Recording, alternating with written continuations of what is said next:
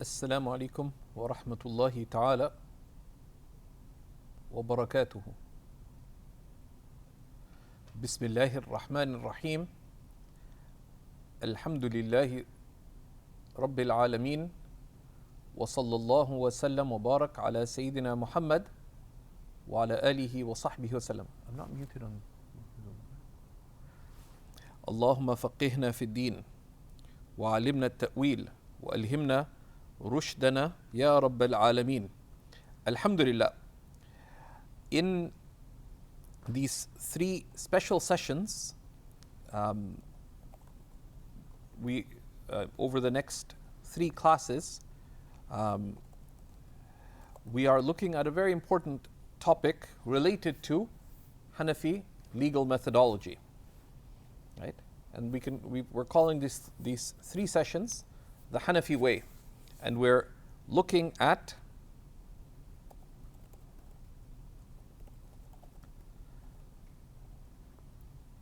a great classical work by a reasonably contemporary scholar, Imam Muhammad Zahid al-Kawthari, one of the great Hanafi scholars of the 20th century. And this work he titled Fiqh Ahl al Iraq wa Hadithuhum, the fiqh of the people of Iraq and their hadith. And the people of Iraq refers to the Hanafi scholars. Right? The people of Iraq refers to the Hanafi scholars. And the reason we're looking at this is in order to look at and appreciate some of the key distinguishing characteristics of the Hanafi school.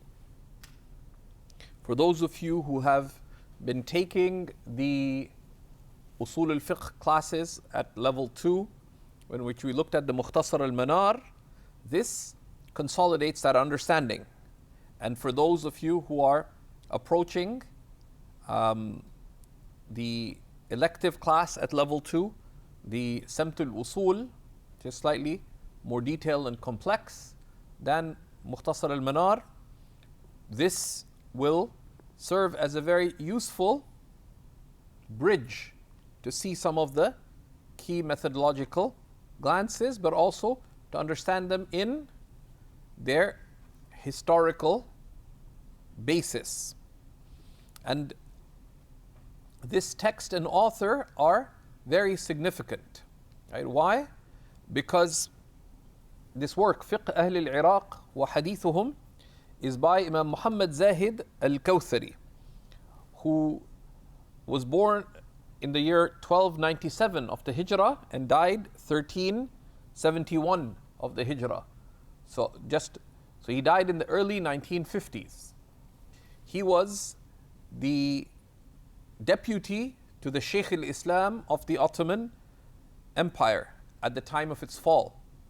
And he was the head teacher during the Ottoman era at its fall. And outside of that official role, he was truly one of the great scholars in the first half of the 20th century and left a truly lasting influence in general in defending the way of Ahl Sunnah against modernist forces and particularly against literalist forces, but also in particular in his staunch defense of the Hanafi school, because both modernists and literalists and reformists all were actively attacking the Hanafi ways, right? The Hanafi method from the beginning of the 20th century, and this increased, and he was one of the staunch defenders of that, right? So there's a lot of funding that went to attack key elements of mainstream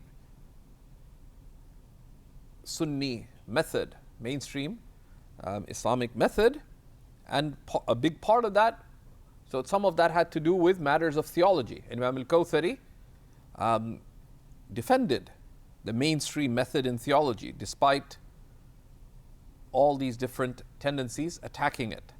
And similarly, there was a big attack on the Hanafi way, which the Hanafis have been the most prevalent of the Sunni schools, right? And and the Hanafi school was predominant in both qada, in the legal system, and in fatwa, in the Ottoman lands themselves, and also in the lands that were under the Ottoman influence, the lands of Sham, the lands, in Egypt, Iraq itself, and so on. So his role in defending the Sunni mainstream in general, and also in defending the Hanafi school and its method, are significant in that historical context. Of course, what he means by Ahl al Iraq are the Hanafis, right? And he, even by the title, he situates the Hanafis, and this is something we'll look at more in lesson 2, but he situates the Hanafis in the context of the expansion of Islam. Why? Because the Prophet we believe, and we've looked at this earlier in our course on how Islam works, the foundations of religion and guidance, which is one of the level 1 courses in the Islamic studies curriculum, that our religion is by transmission. And the method of the mainstream schools of Islam is a transmitted method. And in that transmitted method, there is clearly a continuity. So by saying that the Hanafi school is the fiqh of Ahl al Iraq, what happened? During the time of the Prophet ﷺ, the Sahaba, the bulk of the Sahaba, were with him in Medina al-Munawwara. But especially after the Fath of Mecca, there's also a significant subset of the companions that were in Mecca al-Mukarramah. Right? And this remained the case. And then there were Sahaba who spread out with the spread of Islam in Yemen, etc. Right? And who went to the various tribes, but they would go there and they'd come back. Right? And the heart of Islam during the time of the Prophet ﷺ, the time of Sayyidina Abu Bakr, and the first part of the time of Sayyidina Umar, the heart of Dar al-Islam was Medina, or was Mecca, and then Medina. Was Medina. Was Medina, right? Because that was the seat of the caliphate, and then Mecca. And so much so that Sayyidina Umar radiallahu ta'ala anhu, whose khilafah lasted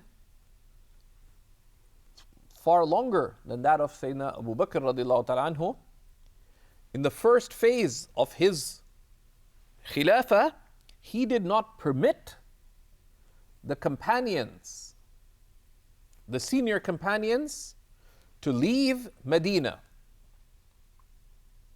That was part of his educational vision, right? They wanted to consolidate Dar al-Islam at the core, and people had to come to Medina to learn. And he wanted to keep the senior-most companions around him for consultation. But as things became consolidated, then Sayyidina Umar had a very deliberate, systematic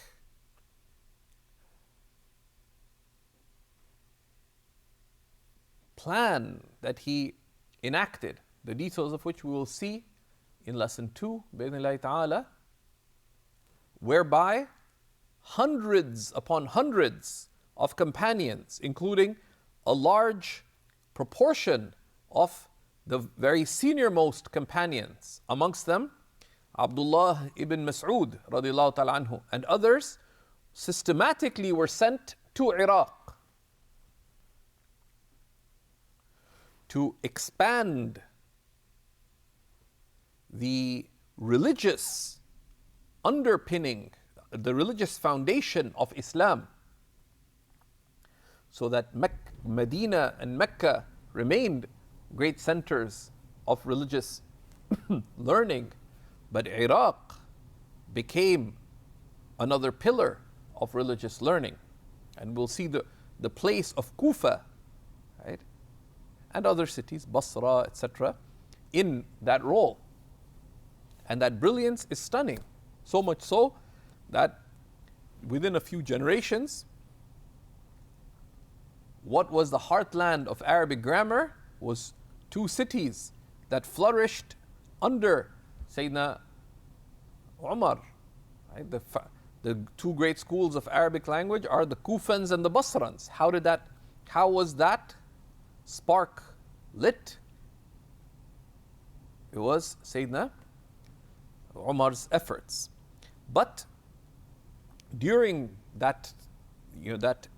those early centuries, the people of Iraq, when people said, قال أهل العراق, the people of Iraq said, and of course, أهل العراق doesn't mean the people of Iraq in general, refers to the ulama al-Iraq, right? The scholars of Iraq, that referred to the Hanafi school, because it is the Hanafi school that predominated from the time of Abu Hanifa in Iraq, right?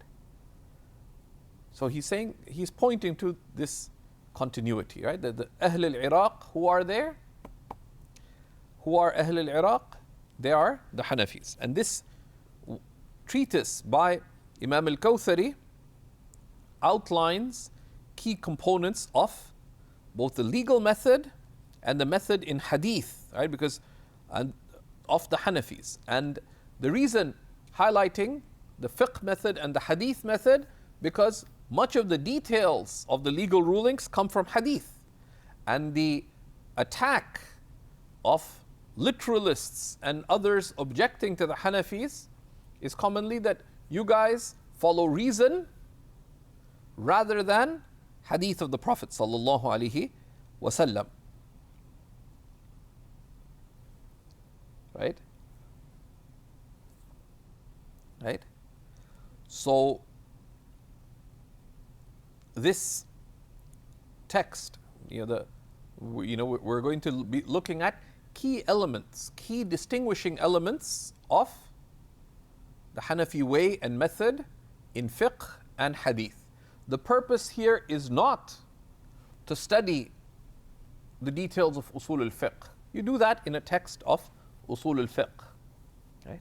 The purpose here is not to study in detail hadith methodology, because you study hadith methodology at level 2, at a foundational level, and then level 3 in more detail when you study an introduction to hadith methodology, intermediate hadith methodology in levels 2, and inshallah in levels 3.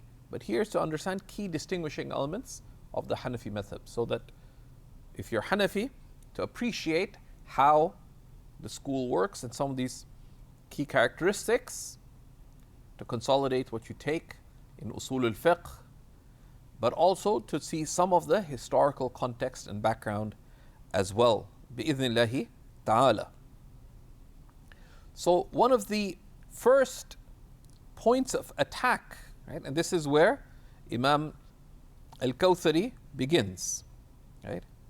And Imam al-Kawthari, of course, if we just mention briefly, we can share bi'idhnillahi ta'ala a biography of Imam al-Kawthari. Is a good biographical article on Imam al-Kawthari by Sheikh Jibril Fuad Haddad. May Allah subhanahu wa ta'ala protect and preserve him. Right? He is most famous for his brilliance in hadith. Right? In hadith. And however, he was a true allama. He was a true encyclopedic scholar. He was a brilliant jurist. He was a brilliant theologian. And however, most of his works revolve around hadith, particularly in its relationship with defending and supporting the Hanafi school, particularly in the context of there being all these attacks upon the Hanafis.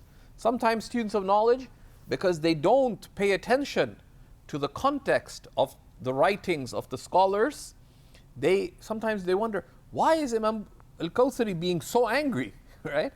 And part of the reason he's being so angry is that because,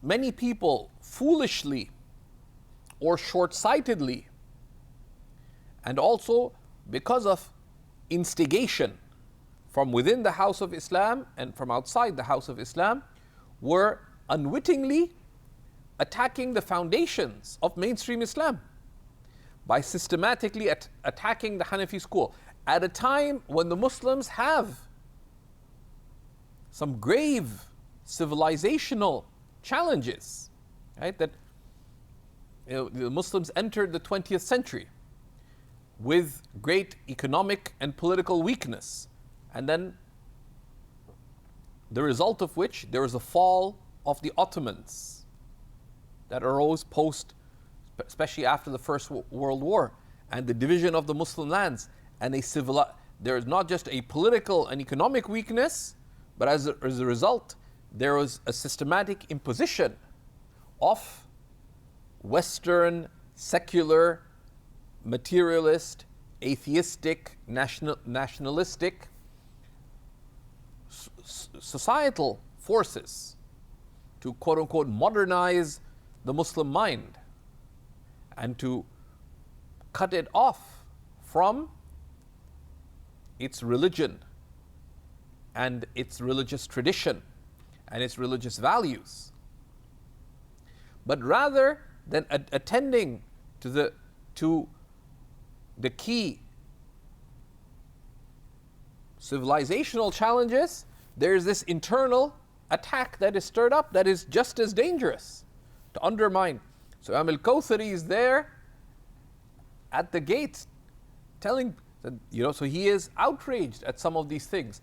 People dug up things to argue that Abu Hanifa was kafir, right? And if you imagine the context of this is taking place not in the comfort of the civilizational strength of the religion, but rather, if you look at what is happening leading up to the fall of the Ottomans,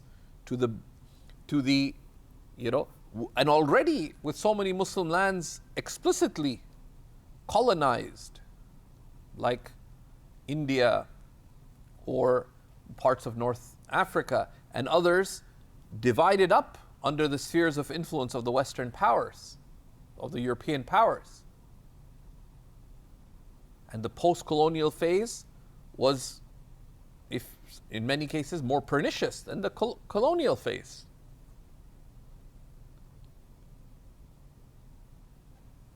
So Imam al-Kawthari sometimes is a little bit firm, because these people, these modernist, reformist, literalist forces, some of which were sustained by very interesting nexus of funding from within, because there are wealthy people, whether in Egypt or Syria or India, who connected with some of these reformist traditions. So there's books by Egyptian reformers of various kinds. We can call them all reformers. If you feel you want to attack them, you could put a dash. Reformers of Islam. So there are a lot of books that were published in Cairo, for example, with funding from India. Right? Even in the late 19th century. Right? So the Nawab of Bhopal, Siddiq Hassan Khan, for example, facilitated the funding of books in Egypt from India. And many of these books, digging up books even of false description, attacking Abu Hanifa, questioning the Hanafi school, but also promoting literalism in theology, many other things, right? Attacking mainstream Islamic spirituality, etc. And this even before the petrodollars came in, right? This is well before the petrodollars, right? And one of the biggest attacks, of course, was on the Hanafis, was this idea that the Hanafis are Ahl al-Ra'yi. Right? They are the people of reason. Right? They are the people of reason. And reason, the argument against being made here is the Hanafis use reason and they don't have anything to do with hadith. And that attack is also being used, of course, to promote this reformist way. Because whether you are reformist and you want to circumvent the madhabs, right? You say, look, the Hanafis they just use reason. They didn't have hadith. They didn't care about hadith. They don't use hadith. They don't follow hadith, etc., etc., etc. And what's being promoted through that? By discrediting the Hanafis, and similarly, they would discredit other madhabs too. But their primary focus of attack was the Hanafis was, look, these guys are questionable. What are they promoting instead? Let's follow the pure Quran and Sunnah. Follow us instead, right? Do you want to follow Abu Hanifa, who's questionable, and the Hanafi school, which is, one of them even said that the Hanafi school is further from the Quran and the Sunnah than the Torah and Injil are. Right? One of these books where that included that statement, later editions, they removed that line, but it got published. Things like that were getting published. So, and they would dig up things said historically and so on to support their arguments. And some of these you have to appreciate that what is said in the context of an argument is not accepted fully, right? Even by the person who says it. Right? That's the nature of any argument. Right? That if two pharmacists are arguing as to whether you should use Tylenol or Advil, the two pharmacists may make all kinds of aspersions against the other position in the context of argument. But then when you step back and you say, so, would you warn a patient taking the other drugs? Of course not, right? Because what is said in the context of an argument is true, may be true in the context of an argument, but that's not necessarily what you believe, all things considered, right? But they would pluck these arguments, right? Like on any legal matter. If you look at the debate, the legal debate between Hanafis and Shafi'is on, for example, any of the matters that we study. Should you raise hands in prayer? So Hanafis will bring all kinds of proofs that you don't. But then they say, what would you say to a Shafi'i person who raises hands in prayer? Say, nothing, that's their madhab. Right? And we should, as students of knowledge, never forget that.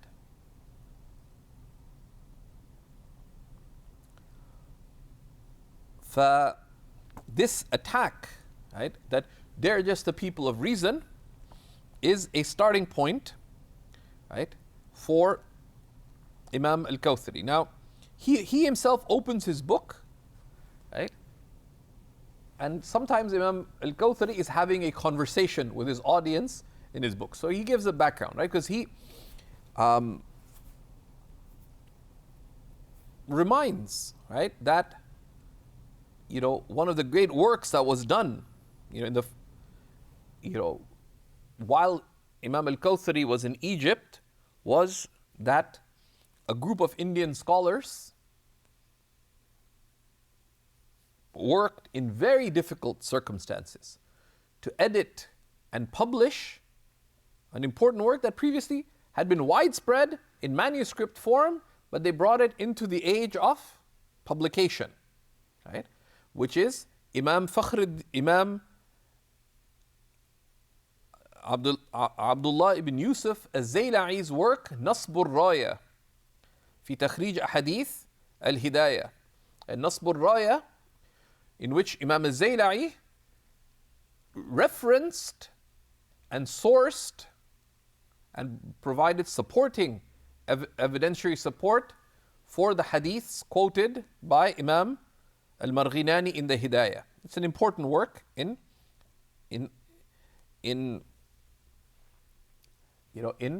showing in sourcing and demonstrating the evidentiary bases of the Hanafi school, right? And so he mentions that, right? And he sort of uses that as a bridge to talk about this underlying issue, right? That you cannot neglect or deny the great contribution of the Hanafis in the science of hadith, right? And that just as the Shafi'is, and it's not just early but even late into Islamic scholarship, the Hanafis have had this great role and participation in the science of hadith. Imam al-Zayla'i, the author of Nasb al-Raya, as an example, there are a number of Zayla'is, right? This is Abdullah ibn Yusuf al-Zayla'i. He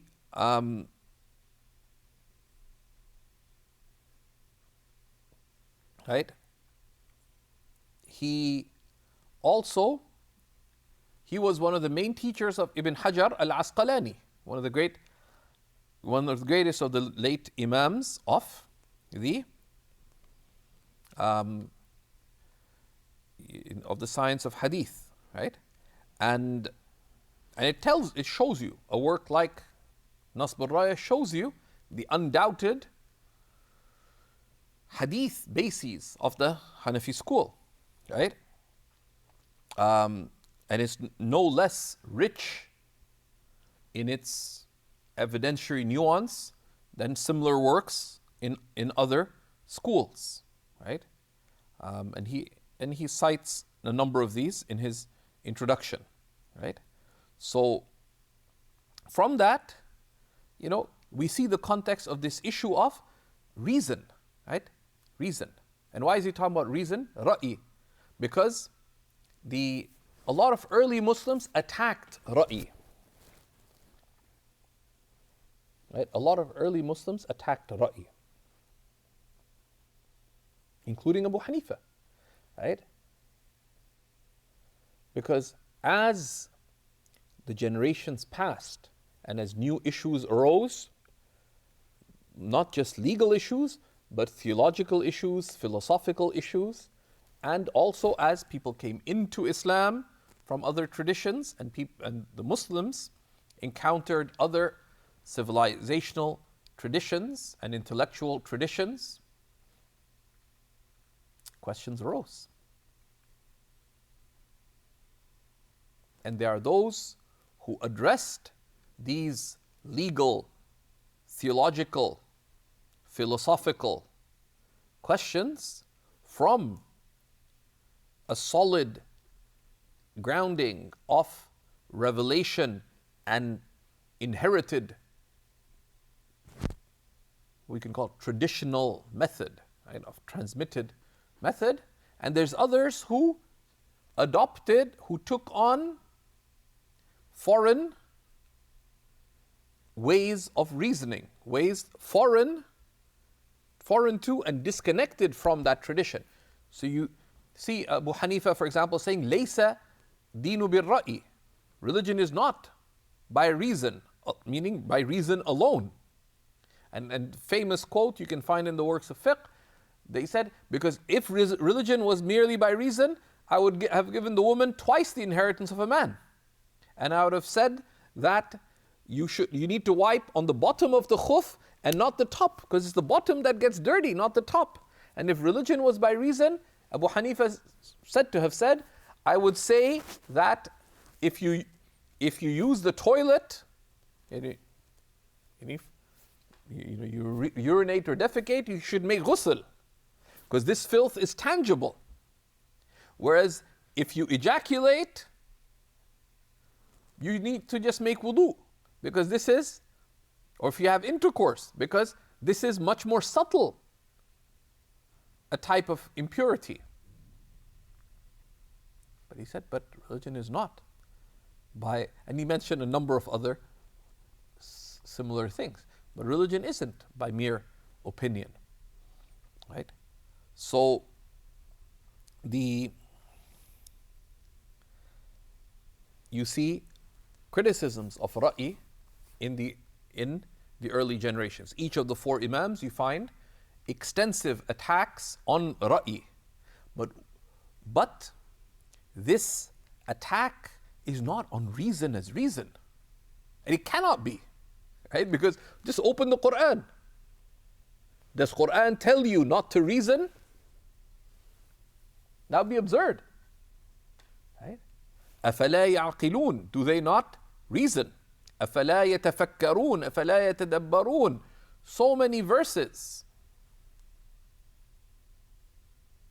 Whomever Allah wishes well for, said our beloved Prophet ﷺ, He grants deep understanding of religion. يُفَقِّهُهُ. And fiqh is a nadarul amiq. It's deep. The capacity for deep reason, for deep understanding. That requires reason. So the ra'i, the reason that is blameworthy and that many of the early Imams cautioned about is reason that is not rooted in revelation and not in accordance with sound interpretive method, right? So reason is blameworthy when it leads you to conclusions at variance with revelation, and this reasoning is in ways that are contrary to the sound methods of reasoning and interpretation, right?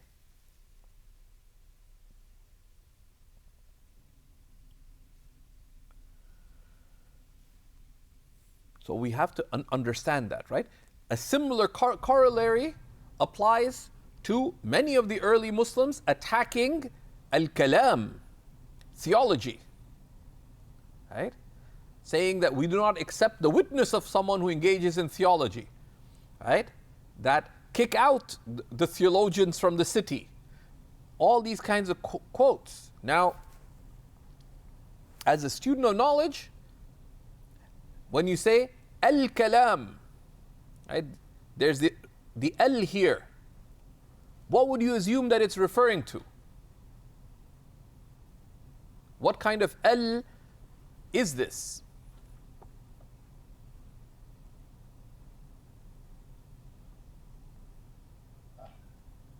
Yet the al is lil-ahd. It's a referential al. They're not attacking theology itself, but they're attacking when they say al-kalam or al-mutakallimin. This is a referential al, meaning that keep away from blameworthy theology, which is theology whose conclusions are at variance with the conclusions of Ahl Sunnah, or whose method at arriving at conclusions is at variance with sound interpretive method. Right? Right? So, but there is a praiseworthy reason, right? There is a praiseworthy reason. And the praiseworthy reason is the reason practiced by the Sahaba, by the Tabi'een, by each of the generations, right? Right? Right? In which, what is praiseworthy reason? Praiseworthy reason is using sound method of interpretation to approach the Quran and the Sunnah, to derive sound conclusions that are needed at that time or in the future by the community. Right? Right? Now, so that is praiseworthy reason. And denying that is denying the obvious, right? It's denying the call of Allah subhanahu wa ta'ala in the Quran to reflect and understand, to engage in istinbat, right? To derive rulings from the text, right? Had they returned it, لَوْ رَدُّوهُ إِلَى اللَّهِ وَإِلَى الرَّسُولِ, right? They returned the matter to Allah and to His Messenger. وَإِلَى الَّذِينَ يَسْتَنْبِطُونَهُ مِنْهُ, and to those who derive meanings from it, i.e. from the Quran and the Sunnah, then those people would have known the answer. And many other, فَاسْأَلُوا أَهْلَ الذِّكْرِ إِن كُنْتُمْ لَا تَعْلَمُونَ, ask the people of remembrance if you know not, right? And so many other texts about the place and role of the scholars to address the questions that arise for people. Right? So that is praiseworthy reason. But then why do the Hanafis get so much flack? Because Imam Abu Hanifa saw that in his time there were a lot of Ahl al-Hadith. Right? Right? So we have, the greatest ummatic concern was حفظ القرآن. Right? Now that's the first love, right? The first love of the believer, right, is the Quran. Hudan lil muttaqeen, complete guidance for the believer. Right? So, but Allah subhanahu wa ta'ala has taken upon Himself for the Quran to be preserved. Right? If you just consider how widespread memorization of the Quran remains in the Ummah, right? This was something beyond measure in the first generations. You want to get a sense of how connected the Sahaba, the Tabi'een, the Atba' al-Tabi'een, and the Salaf generally were to the Quran. Look at Imam Nawawi's work, At-Tibyan fi Bayan Adab Hamalat al-Quran, translated into English as Etiquette with the Quran. Right? Imam Nawawi's brilliant work on the Adab of the Quran, which every student of knowledge should keep as a life manual and aspire to uphold this connection with the Quran. رزقنا الله تعالى وإياكم ذلك. And you see the Sahaba, the Tabi'een, Tabi'in, those who would complete the Quran every 2 weeks, those who would complete the Quran weekly, those who would complete the Quran twice a week, every 3 days, those who would complete the Quran even more so. Right? So their connection with the Quran was evident, and the concern, individual and collective, for the preservation of the Quran was such that it's a done deal. But then the second level concern was with hadith. Right? And the early history of hadith is amazing. Right? Not just in Medina and Mecca, in all these lands of Islam. Look at a map of where the 6 Imams of hadith came from. And we did a seminar at Seekers here in Toronto a couple of years ago, where we looked at the preservation of hadith. Inshallah, we'll share a link in the course page to the playlist for that. Shaykh Muhammad Zahid and I covered this topic, and you see, like, none of the collector of the 6 major works of hadith were from the heartland of Arabia. They're in all these surrounding lands, because hadith had spread like that in the age of and they're all from the Salaf. They're all from the first 3 centuries in their birth. Right? It's remarkable. But in any city, you'd find this great concern for the preservation and transmission of hadith. But what was the problem?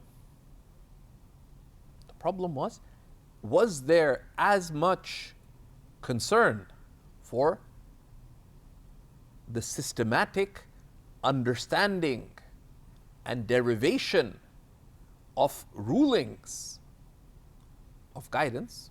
The rulings of fiqh are rulings of guidance, the rulings related to human actions. Whether the theological act, which Abu Hanifa referred to as al-Fiqh al-Akbar, the theological act of believing and having faith, right? That's the greater fiqh. Or the actions of the limb, which relate to al-Fiqh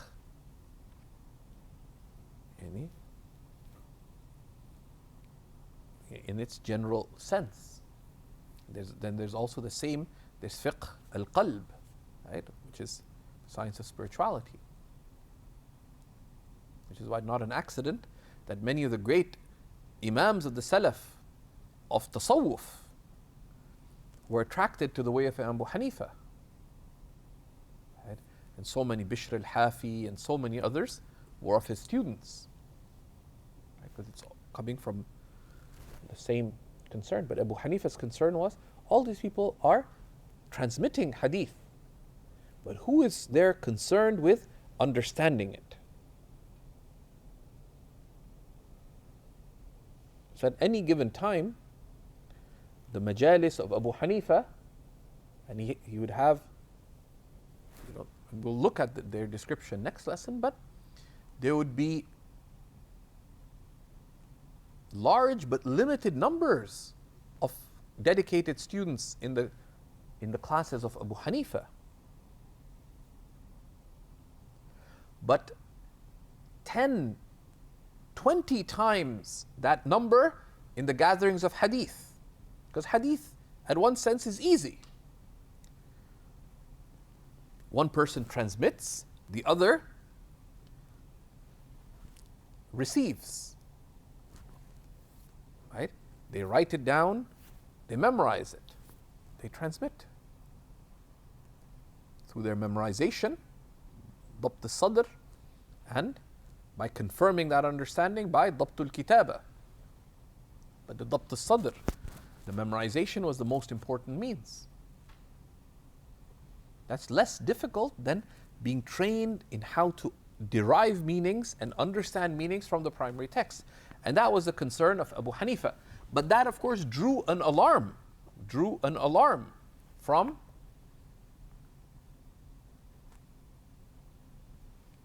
in his age, some of the ulama of hadith, particularly those who were a little more rigid. And they were driven by a pietistic impulse, which is that just stick to the text. The Prophet ﷺ said this, then khalas. Say, okay, he said this, but how do we apply it? They would say, has that issue arisen? Abu Hanifa would argue, yes, it is arising and it will arise. So we better get ready to address those issues. That's why Abu Hanifa said, قَدْ رَفَعْتُ التَّعْبَ عَنْ أَصْحَابِي. I have lifted difficulty from my followers. Right? And this was one of the big issues. And Abu Hanifa saw that right now we are surrounded by those who have sound understanding of the Quran and the Hadith. But as time passes, we know the promise of the Prophet ﷺ is knowledge will diminish, particularly after the first three generations. خَيْرُ الْقُرُونِ قَرْنِي ثُمَّ الَّذِينَ يَلُونَهُمْ ثُمَّ الَّذِينَ يَلُونَهُمْ. The best of ages is my age, then those who come after that, then those who come after that. That's the reality. The further you are from revelation, from the age of revelation, right, the less of a comprehensive, lived understanding you will have of that. So he would go into defining this method, right? The use of reason to understand revelation. And some of those who attacked him call this al-fiqh al-taqdiri, right? Conjectural fiqh. Right? They would say, no, just relate what's happening, like relates what's transmitted, and then out of necessity, if there's new issues, they say, we'll address it when it comes. But how will you address it? Right? And this, of course, was addressed by each of the other great Imams, right? That's the need for ijtihad, etc. But Abu Hanifa took a bold step when it came to what we can call qiyas, to analogy, right? In the broad sense here. Right? Analogy in the broad sense. The use of reason to understand and apply revelation. That you look at the texts of revelation and you see what are the underlying meanings, specific and also general, and how those meanings can be extended to other things. What are the ilalul ahkam? What are the underlying legal bases for the rulings?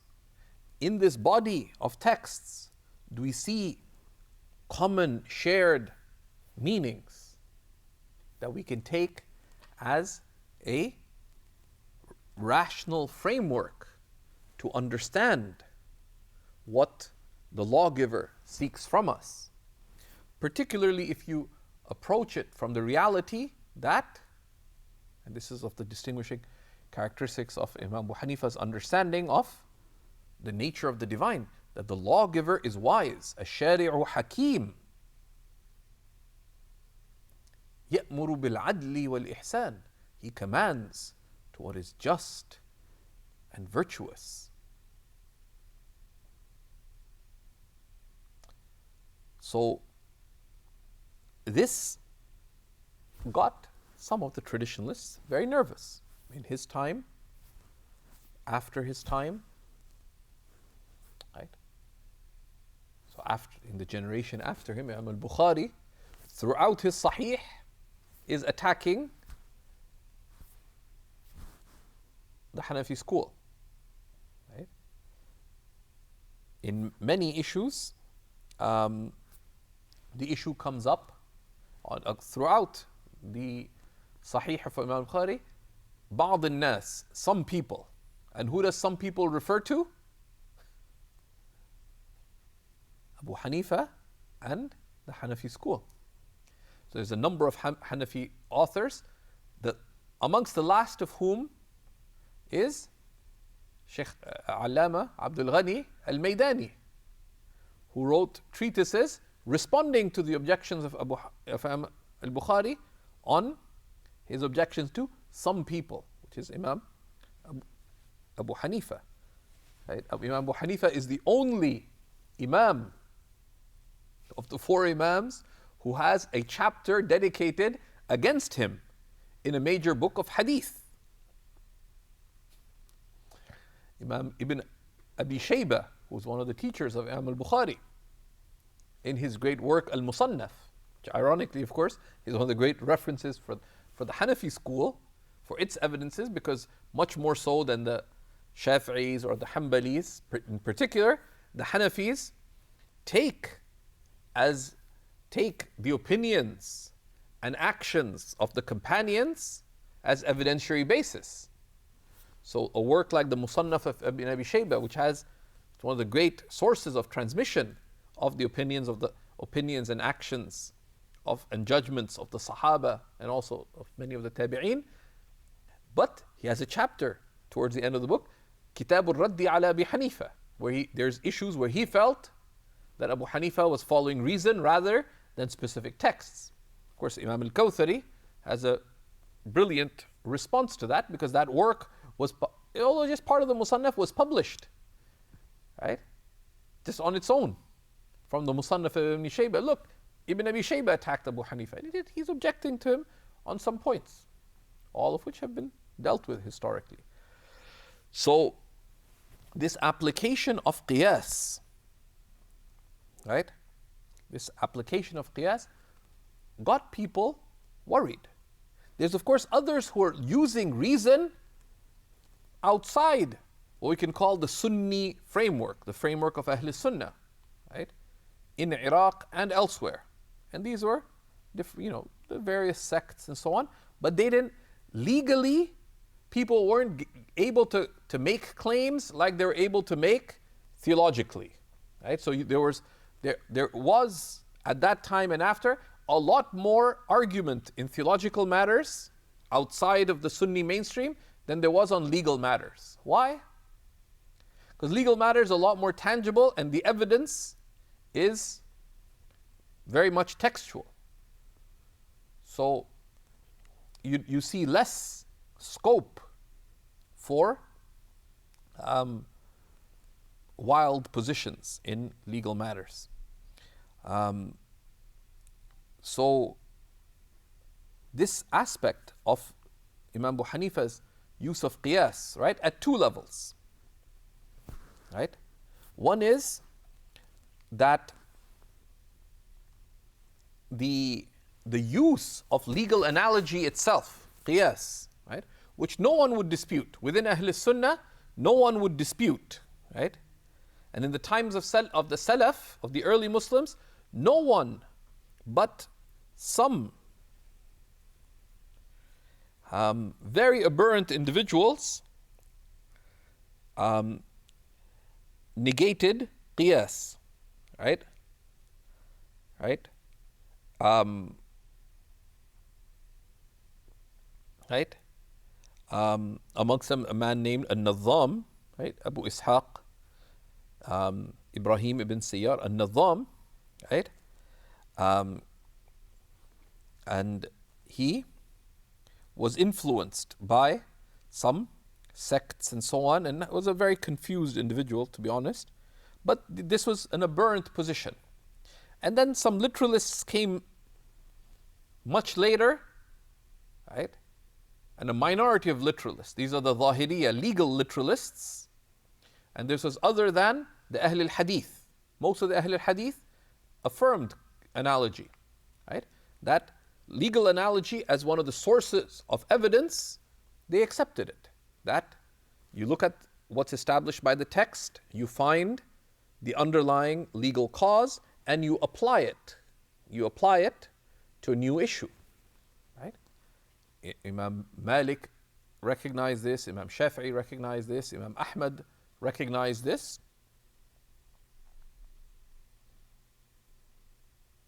But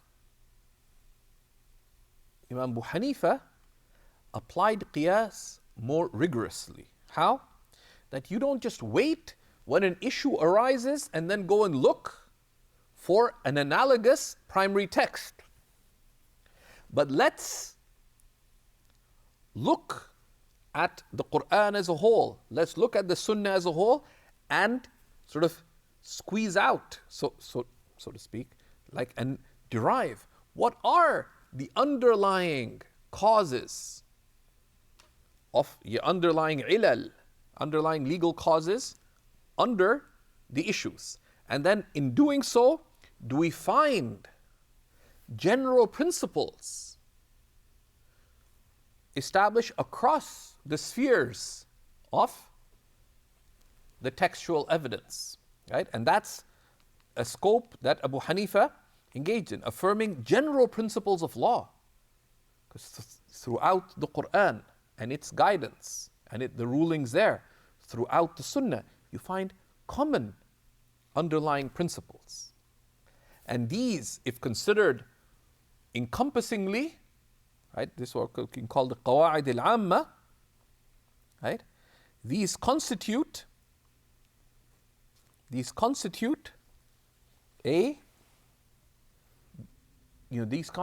decisive evidence.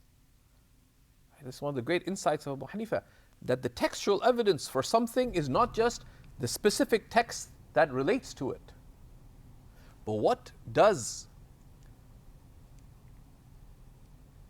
the Quran as a whole, the Sunnah as a whole establish related to this matter. Right? And they saw this as a type of legal analogy. Right?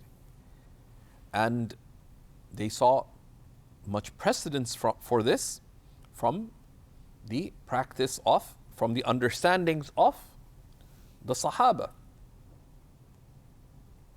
Right? Right? Right? And Imam al-Kawthari gives some examples of the extensive use of the Sahaba of this type of analogy. Right? So, for example, from the use of Sayyidina, just to give one example, right?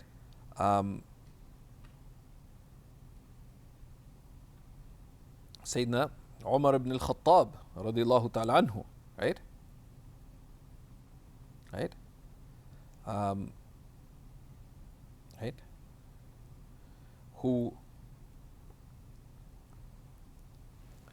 you know, it's related in the Sunan of Abi Dawood and also in the Musnad of Imam Ahmad. You can find this on page 24 of Fiqh Ahl al Iraq, but in a footnote, right?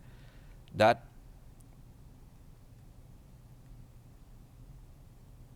Sayyidina Umar said that one day I kissed, meaning his spouse, while I was fasting. So I came to the Prophet ﷺ and he told him, "O Messenger of God, today I did something tremendous. You know, I kissed while fasting." So the Messenger of Allah ﷺ said, "Do you see that if you rinsed your mouth while you're fasting, would there be an issue with it?" Right? If you rinsed your mouth when you're fasting, would there be an issue with it? So Sayyidina Umar said, "No, there'll be no problem with it. لا بأس بذلك." The Prophet ﷺ said, "Then what? Then what?" Right? So he made an analogy that the kissing is, this is an analogy of the Prophet ﷺ. Right? And this is how the Prophet ﷺ trained the companions. Right? Sayyidina Umar was worried. He kissed his spouse, he kissed his wife. He was worried, does that break my fast?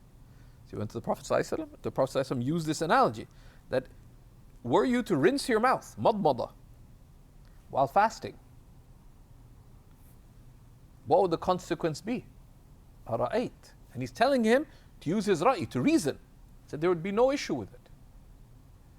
So he said, Fafima, then what's the problem? Right? So you see examples of the Prophet ﷺ training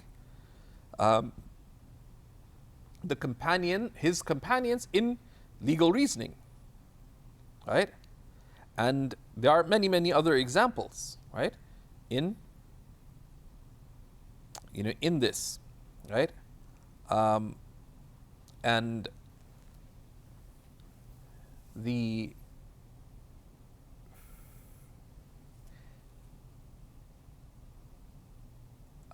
he gives a he gives a useful pointer. I wouldn't encourage anybody to get lost in it, but there's something you can find in the intermediate works of usul, many other examples of the Sahaba exercising analogy, right? Exercising analogical reasoning, right? So he references Imam Abu Bakr al-Razi al-Jassas's work, Al-Fusul fil Usul, for example, right? And many other works. Even one of the great traditionalist jurists, Al-Khatib al-Baghdadi, in his work Al-Faqih wal-Mutafaqih, he has a strong defense through narration from hadith, from the Sahaba, etc., of their use of analogical reasoning.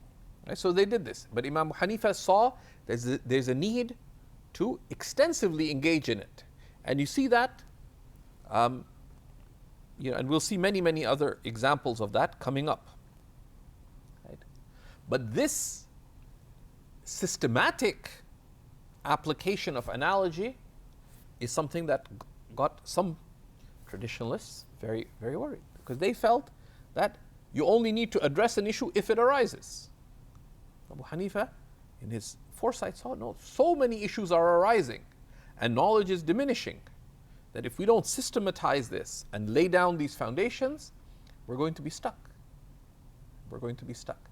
And of course, then Ahl Sunnah accepted this, right?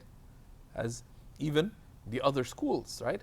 What did Imam al-Shafi'i say about Abu Hanifa? الناس عيال على أبي حنيفة في الفقه. People are the dependents of Abu Hanifa in fiqh, because he laid down this systematic method of not just being reactionary. Something arises, you address it, but to lay down these underlying principles. And of course, the principles laid down by Imam al-Shafi'i and systematized were distinct, right, on many points than Abu Hanifa. But this second aspect of qiyas, which you see how the Hanafis approach something, that even if there weren't a specific text about something, what is the qiyas? What is the qiyas? So for example, the Quran permits salam sales, right? Which is a type of forward sale that is permitted in the Quran, permitted by hadith. But the Hanafis would say the qiyas would be that it should not be valid. Right? Legal reason would entail that it's not valid. Why? Because what they mean is that if you did not consider the specific texts related to this, then the general principles established by the Quran and the Sunnah would affirm that a forward sale, the salam sale, is selling some bay'ul ma'doom. It is selling something that does not exist. And you cannot sell something that does not exist. So the qiyas, the legal analogy, based on the general principles, the general text, if you were to, for a moment, theoretically just exclude the specific texts on this matter, would indicate it's not allowed. But if the texts that affirm this exceptional matter are decisive, then we will accept it. Then, and only then, will we accept it. So that's one example. And that kind of thinking got people very worried. So you're saying that you're going to, for a second, ignore the specific text and look at this is a very rigorous way of reasoning and is premised on an understanding of the coherence and consistency, the idea of wisdom, hikmah, of the lawgiver. Okay? So, similarly, that approach also led to the affirmation of istihsan, of legal preference. Right? Right? The term istihsan got some people very worried. Right? Istihsan is to deem something good or to deem something better.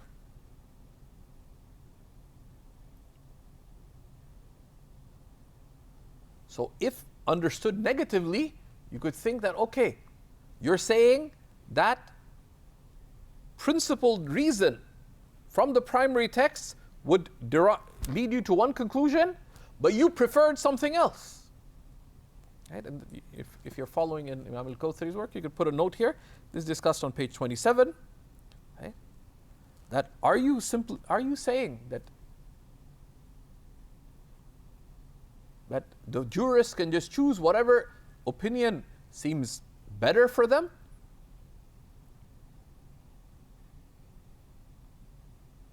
And this is the claim some made in the early generations,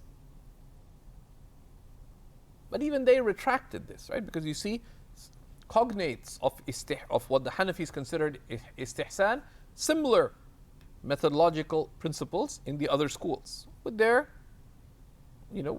distinct application. Right? Because we know from the primary text, in il hukmu illa lillah, the right of ruling is Allah's alone. قَالُوا سَمِعْنَا وَأَطَعْنَا. The duty of the servant is to hear and obey. So how can you just make istihsan, just prefer one understanding over another? But he has some excellent quotes from Abu Bakr al-Jassas and others that the legal preference is not simply taking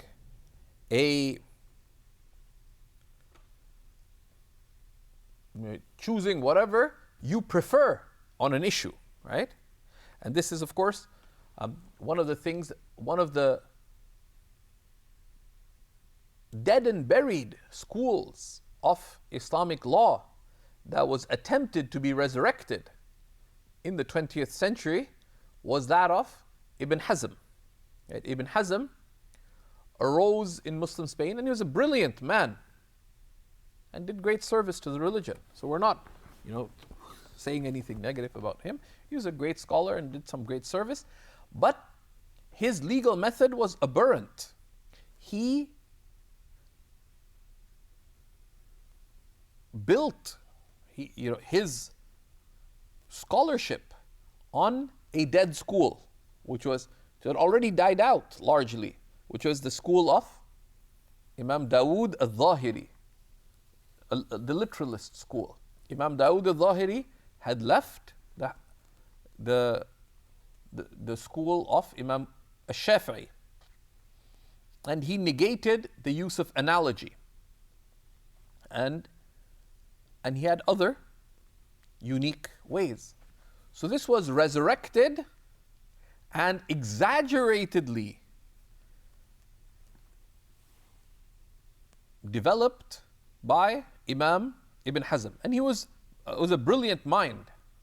And for a while he really shook things up in Muslim Spain. And he also had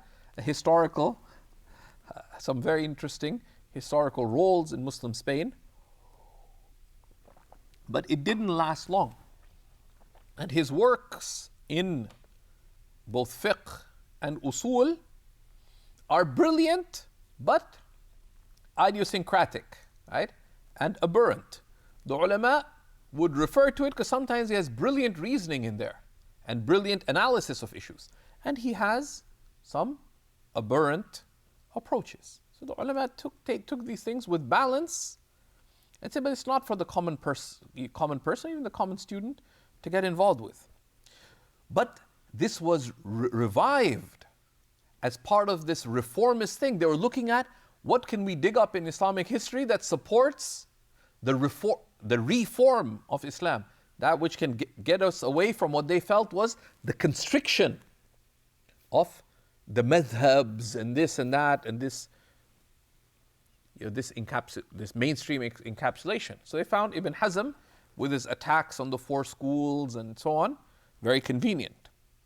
And they would use these attacks in the time of Abu Hanifa, of Imam al-Kawthari, first part of the 20th century. Look, Ibn Hazm makes these arguments against istihsan, for example, which is an important part of Hanafi method of legal preference.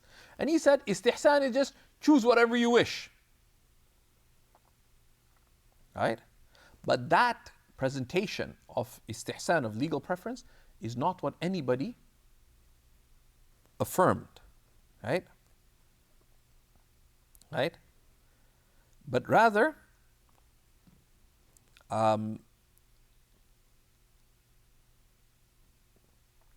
istihsan is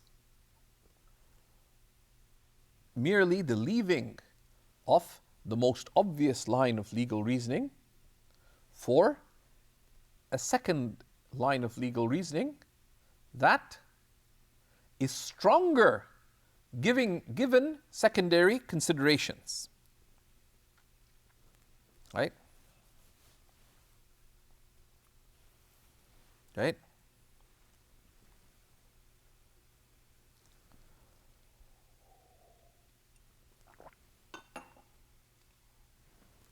Right? And he has a very good, Imam al-Kawthari chooses on page 27, you can read examples of the, and he chooses very selectively, right? Some of the proofs for istihsan, right?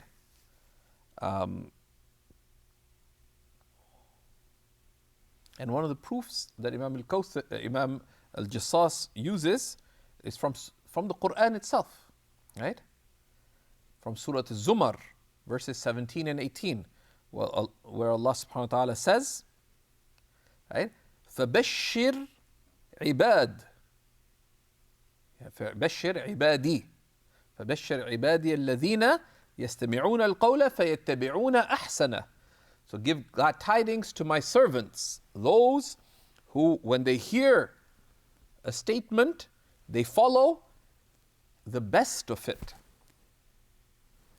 أُولَٰئِكَ الَّذِينَ هَدَاهُمُ اللَّهُ. These are the ones who have been guided by Allah. And وَأُولَٰئِكَ هُمْ أُولُو الْأَلْبَابِ. And these are the people of true insight. Meaning that when there's a statement, right, it has a sound meaning, a hasan meaning. But it can also, if you consider further, have an ahsan meaning, can have a better meaning. Following the better meaning, the meaning that is of greater good, that is what istihsan is. But on what basis? On principled, evidentiary reasoning, not on whimsical, personal preference. It's not istihwa. It's not whimsical preference. It is principled legal preference. And he mentioned a number, the statement of which is more authentically from Abdullah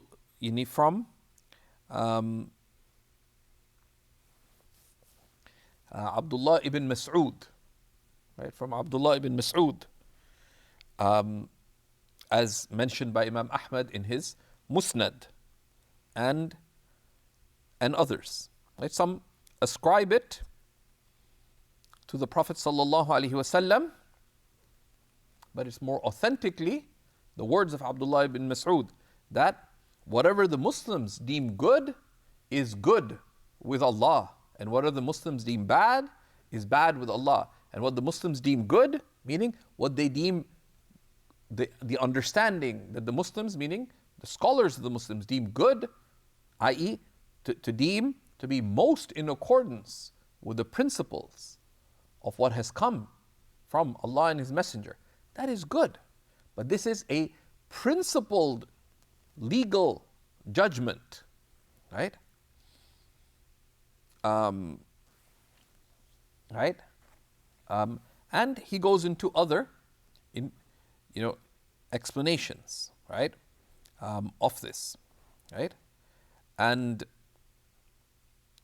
the use of legal preference, right, can be found in the time preceding Imam Abu Hanifa as well, right?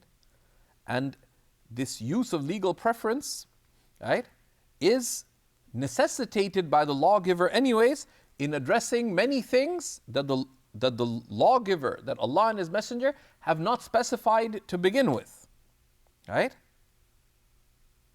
So the use of the requirement to use legal judgment beyond what the text has said is necessarily required by the texts, right? Right? And he mentions, you can see this on page 28, on a number of issues where Allah subhanahu wa ta'ala Himself leaves the definition of the extent of some legal rulings to judgment, such as when a woman is divorced and support during the time of iddah is required, right, it is left to taqdeer of what is good, right? So the use of judgment beyond the text is affirmed by the text itself, that a support, the mut'ah, what's called, for the divorced woman, Allah subhanahu wa ta'ala commands it in Surah Al-Baqarah, verse 236, right? But how do you do it? How much it is? It's left to the judgment of what is good, right? So the capacity to determine, to apply the text and then apply what would be good, the good application of that is understood from many of these legal limits, right?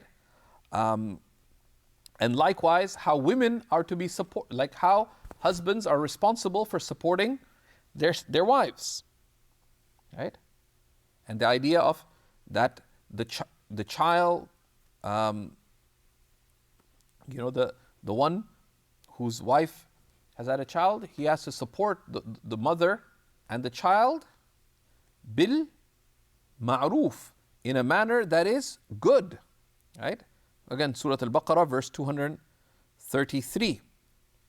But, so there's a duty to provide, and to provide in a way that is good. How do you determine what is good?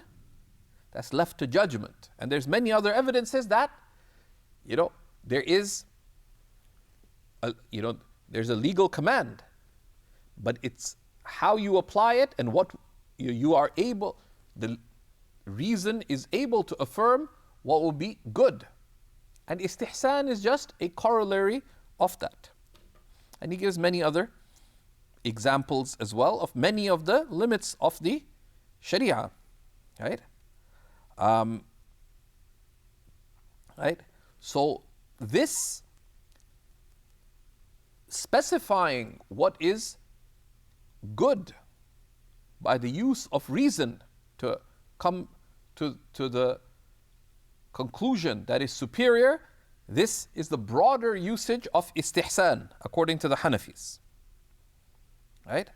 That's one sense of istihsan, right? Which is, istihsan is the one has a general, and we touched upon this in the class on Mukhtasar al-Manar, istihsan of legal preference has a general usage, right? Imam al-Kawthari explains this on line 29, page 29.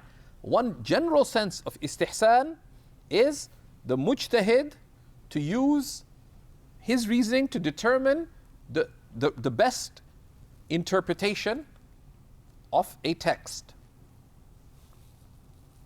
right? The other one is a more specific use of the term istihsan, which is what you would have studied in the works of Usul al-Fiqh, which is leaving the primary line of legal reasoning for another secondary line of legal reason due to preponderating considerations, right? So in that sense, istihsan is just a subset of qiyas. That looking at an issue, at first glance, this would appear to be the right line of legal reasoning. But you look at it further and you consider the surrounding evidential considerations, another line of legal reasoning would preponderate over it.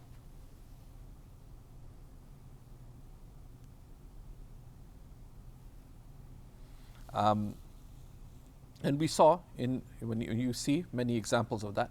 So this is not whimsical, right? So he's saying attacking the Hanafis for istihsan, for use of legal preference, this is not whimsical legal reasoning, but rather this is principled legal reasoning. This is principled legal reasoning. Right? It's principled. You can't just say, so what's the ruling on this? Say, well, the way I see it, it's this way. No. Right? And istihsan is, really when the mujtahid engages in istihsan, what do they say? That all things considered,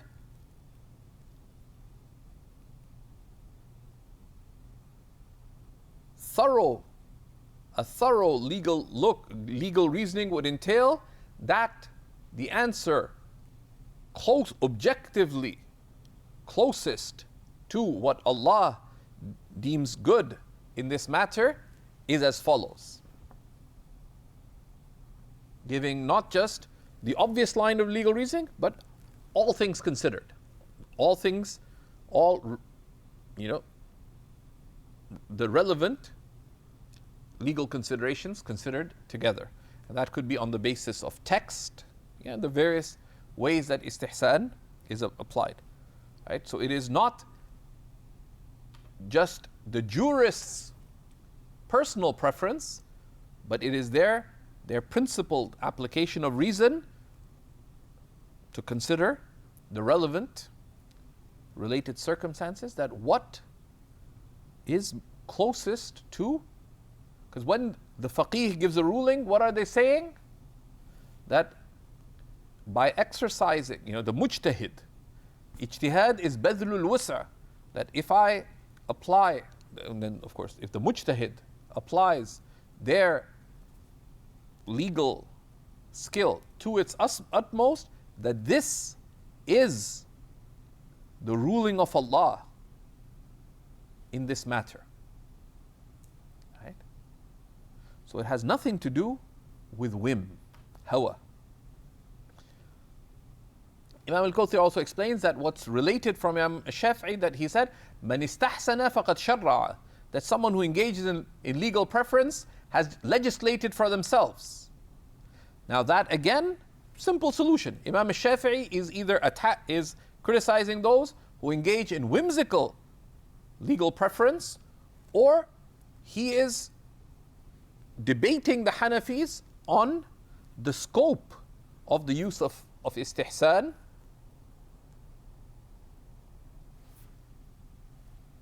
And he doesn't have to accept it, right? He doesn't have to accept it. But that criticism does not stand. And that's, dealing with it is outside the scope of our class. Next class, inshallah, we're going to look at, bi'idhnillahi ta'ala, some of the aspects of the Hanafis and hadith, particularly the issue of, some of the key aspects of the Hanafi method in hadith, and to appreciate some of the historical background of the Hanafi school as being rooted in Kufa and in this great institutional establishment of religious scholarship that Sayyidina Umar ibn al-Khattab laid, was the visionary of, and that he gave the responsibility to Abdullah ibn Mas'ud for undertaking. So that's what we wanted to look at today. We're going to continue from in lesson 2 by looking at Hanafis and hadith and the historical basis, the historical emergence of the Hanafis as well. We're not trying to get lost in all the details, because this is a rich text, and our goal is not to go into all its nuances, but to appreciate some of the key things that the text mentions. We're going to pause here for today. وصلى الله على سيدنا ونبينا محمد وعلى آله وصحبه وسلم. But we will take some questions بإذن الله تعالى. So the floor is open. I'm going to keep this in the recording. Bismillah.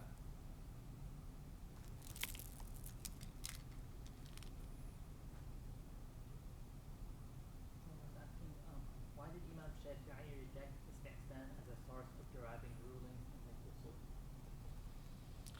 Why did Imam Shafi'i reject the deriving of istihsan in usul? That's well outside the scope of this, because that's looking at Shafi'i legal methodology. The Shafi'is have other secondary tools of interpretation, right, to address these kinds of things, right? But Imam Shafi'i was very textualist, right? That Imam Shafi'i did not accept this idea of that there's a distinction in indication between the qat'iyat and the dhanniyat. If it's established from Allah, it's established from the Messenger of Allah sallallahu alaihi wasallam, we take it, we act upon it, right? So he, at a very simplified level, Imam Shafi'i does not make this distinction between what is a qat'i text in its establishment or indication and what's a dhanni text, a non-decisive text in establishment or its indication. So, and he is very much like on an issue, he'll take that, that's why the hadith scholars inclined towards, Imam Shafi'i, because he would not look at the general texts on something, the specific text, we take it and sallahu barak. For example, the issue of khutbatul Jum'ah and someone coming not having done the sunnah. So the text says, the Prophet ﷺ told the man to stand up and pray. So if you enter Jum'ah, you haven't prayed your sunnah, khutbah is happening, stand up and pray. Because that's a specific text. And you say, yeah, there's a specific text, but what's the general guidance on this matter? That there's no prayer and no speech during the khutbah. That's the general text. We understand the specific text in light of the general text. And we discussed that in the works of usul. Those of you who've taken Mukhtasar al-Manar, you can look at it there. Those who are going to be covering Samtul Wusul, we'll be looking at it there as well.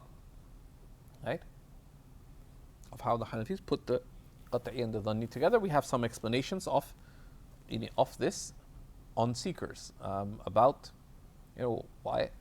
Actually, the majority of the Sahaba understood that was contextual. But Imam Shafi'i's approach, you take the specific text. Similarly, on the issue of the sheep whose udders were tied, for example, right?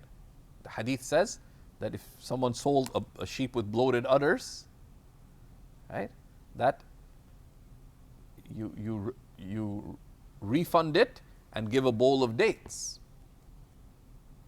So Imam Shafi'i said, if that were to happen, a shat al-musarra, you refund it and give a bowl of dates. The Hanafi said, no, you don't. It really shocked the traditionalists, but say no, that was not a legal ruling. The general principle of compensation is by the like of the harm. And there's no mumathala, there's no comparison between the harm of selling something with a defect and a bowl of dates. So this was islah, this was sulh, the process of reconciling between two parties. This was not a hukum shar'i, this is not a legal ruling. Okay. So the specific text, according to the Hanafis, is understood in light of these general principles, which are all textually established. And that's a type of istihsan in the general sense, that we look at the specific text, but we look at the surrounding evidentiary body, and then the mujtahid comes to the ruling. We don't just stick to the specific text. And many other examples arise from that. Right? There's a hadith that the Prophet ﷺ judged on the basis of a witness and an oath. Shahidin, one witness, and the oath of the claimant. But these are singular hadiths. Whereas the clearly transmitted hadiths, right, and the numerous individual instances of that, and from the Quranic texts and the other hadiths of the Prophet, is how many witnesses do you need minimally to establish a claim in court? Two. Right? So yes, is the hadith sahih or not? So okay, it's sahih. What do you want me to do about it? Right? But on the issue of al-qada bi shahidin wa yamin, that the Prophet judged with a shahid and an oath. The hadith is sound, not sound. What can we do about it? But are we going to leave what's clearly established for an individual text that could be open to interpretation? Imam Shafi'i said, if it's soundly established as a hadith, then khalas, you act upon it. Abu Hanifa, the Hanafis would say, because Abu Hanifa passed away the year Imam Shafi'i was born, okay, we'll be like, what are you talking about? Do you want us to leave? You're saying we're following the hadith. Do you want to follow one hadith or do you want to follow what's established by the Quran and numerous hadiths? So then how do you understand the hadith of Shahid? Well, you say it's problematic. And thus we'll see aspects of hadith method. So if you look at that textualist approach of Imam Shafi'i, how would you leave the obvious line of legal reasoning, of textual reasoning, for a secondary line of legal reasoning? For him, that's almost inconceivable. Right? And we'll look further at that, بإذن الله تعالى.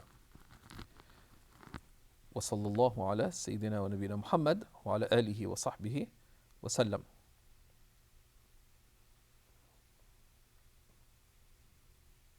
I have a question.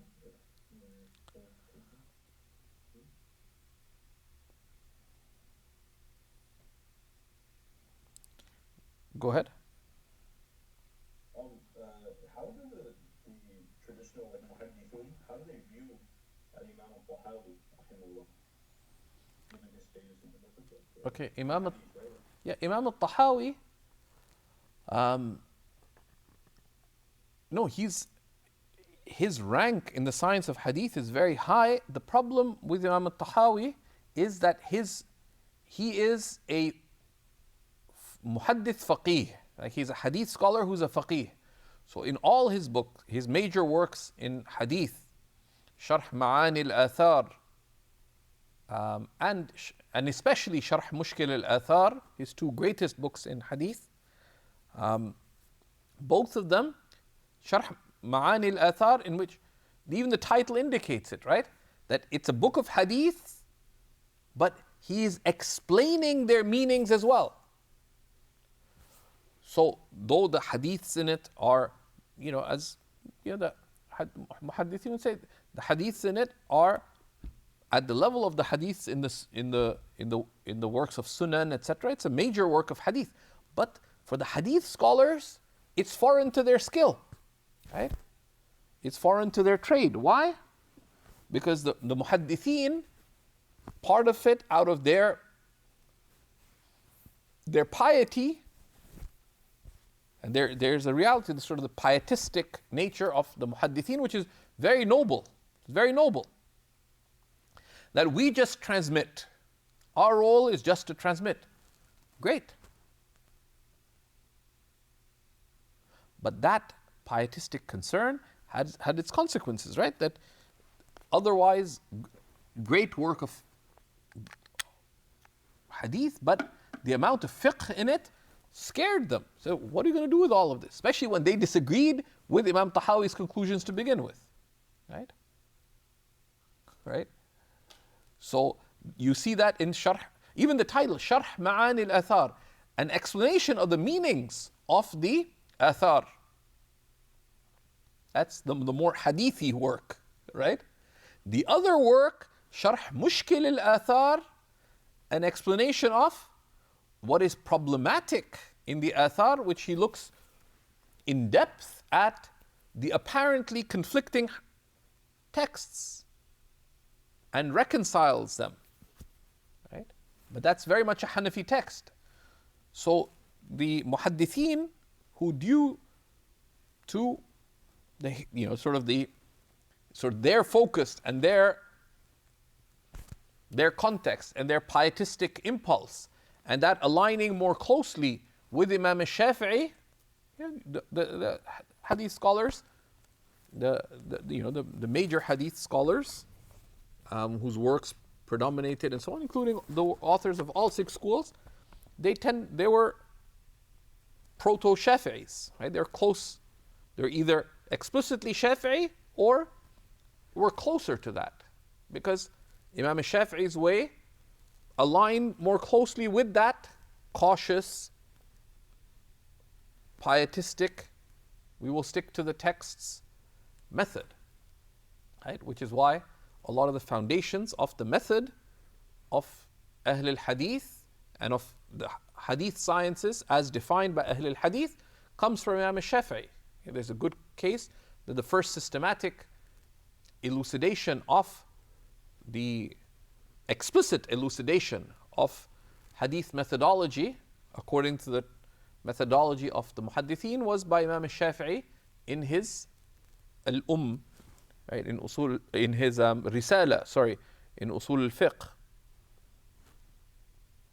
That's not binding on others, right? That's not binding on others. But the Hanafi muhaddithin tended to integrate fiqh and hadith and fiqh together. So the muhaddithin naturally, right, see these books and they don't know what to process them with, right? So of course it remained a prevalent work, and there was a lot of, interestingly, it was widely, the Imam Tahawi's works were quite surprisingly widespread amongst the ulama of al-Maghrib and a lot of the Malikis, and there's many Maliki works around the works of Tahawi, some of which we have, some of which we don't. But that's sort of, it's very understandable why, with great praise and admiration for Imam Tahawi, but it wasn't given the attention by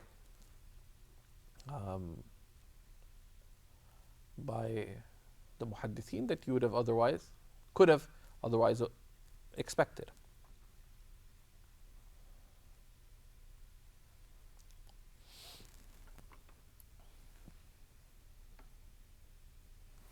But the istihsan with respect to the writing, like initially you may say that's strange, but if you consider the method of the Ahl al-Hadith and their impulse, you would have done the same, right? So the istihsan say there's no issue, right? And the Hanafis would say, and we'll see this when we look at hadith, and we'll quote Imam al-Bazdawi from his usul, that the Hanafis see themselves as being Ahl al-Hadith. Because following hadith is not just to follow the text that, just the direct text, but what does the body of hadith evidence entail regarding this specific matter? So they would say that hadiths are not just words that are transmitted. What is transmitted in the hadith is ma'na hadi sunnah. What's transmitted to hadiths is the meaning of the guidance of the sunnah.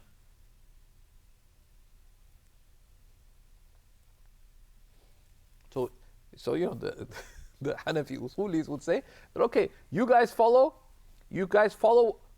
the wording of the hadith. We follow its meaning. And the Sharia has come to preserve meanings, not just wordings. But these are perspectives, and we respect it. Like, we don't argue about these things.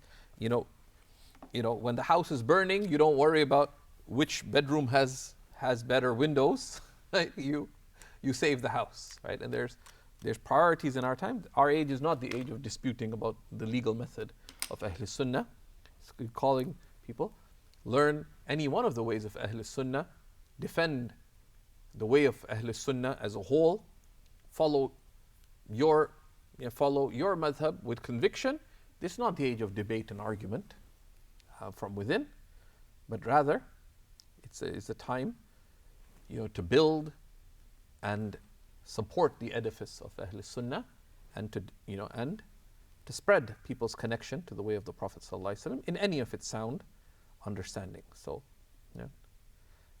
every age has its requirements, and this is not from the requirements of this age. So we urge you that when you study things like usul al-fiqh, do not use them as a means to argue and debate and so on, especially from within the mainstream. Right? مَا ضَلَّ قَوْمٌ بَعْدَ هُدَاهُمْ. The Prophet ﷺ said, no people went astray after Allah guided them, إِلَّا وَأُوتُوا الْجَدَلِ, except when they were given to disputation amongst themselves. And that's if you can, the next 20 years, the rest of your life, if you can live your life calling to Allah and His Messenger, teaching according to the way of Ahl Sunnah, clarifying that way, but never arguing with anybody, you'll be far closer to the Sunnah than if you debate one person. And if you spend your life arguing with people, you are likely to be far, far, far from the prophetic way. And in that, never take steps in life except in the light of consulting your teachers. And we're blessed to have scholars of guidance alive, so it's our duty, my duty and yours, to connect with those mountains of guidance and to be shaded under their shade. Any other questions? Is there any English translation for Fiqh Ahl al Iraq anywhere? I'm not aware of a translation of Fiqh Ahl al Iraq. Imam al-Kawthari is a challenging author as well, right? Imam al-Kawthari, right? He writes and he presupposes that you know a lot of things. That's why Shaykh Abu Ghudda's edition is useful. He says, one of the evidence of qiyas is the hadith of Umar. And he just moves on. He doesn't even mention which hadith of Umar. Shaykh Abdul Fattah Abu Ghudda mentions the hadith of Umar in the footnote. Right? So, we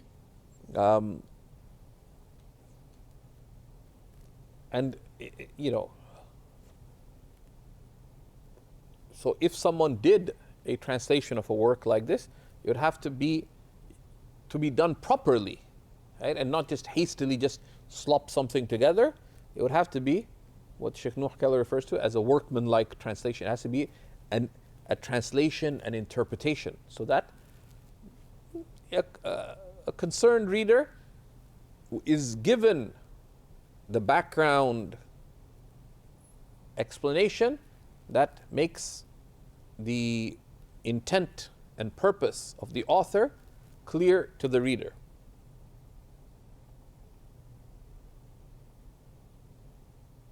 But yeah, it is deserving of an interpretive translation. Just translating the text is of next to no value. It's not next to no value, it's a limited value because a lot is presupposed by the text.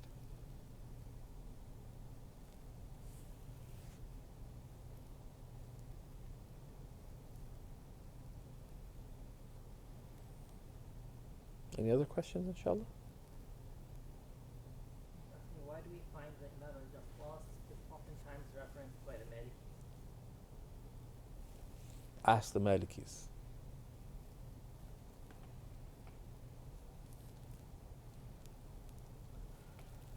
But because Imam al-Jassas's tafsir ayat al-ahkam is brilliant.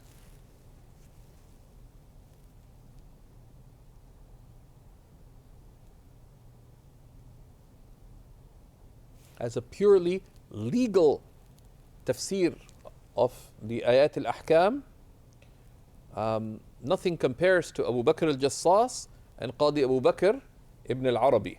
The two Abu Bakrs, Abu Bakr al-Jassas, Abu Bakr al-Razi, al-Jassas, the Hanafis, and Abu Bakr ibn al-Arabi, al-Ma'afiri, al-Qadi, al-Maliki,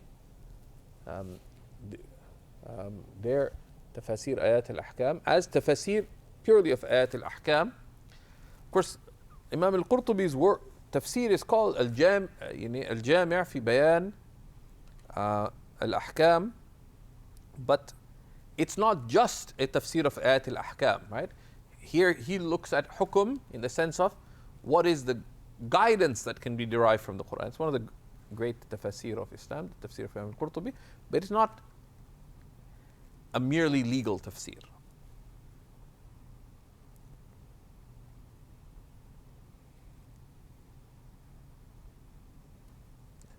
Other questions, inshallah?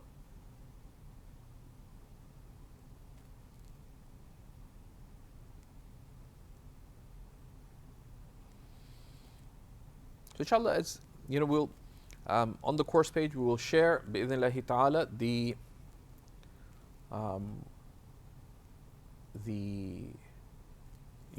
slides for this. We'll also share the PDF for this, but we'll give some time for you to digest this. There's a lot of conceptual things.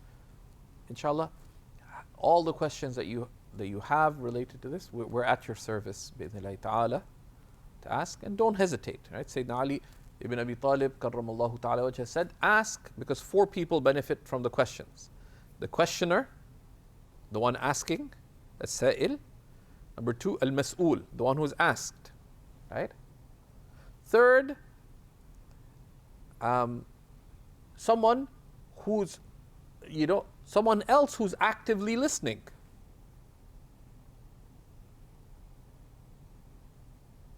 Right? The question didn't occur to them. They were too shy.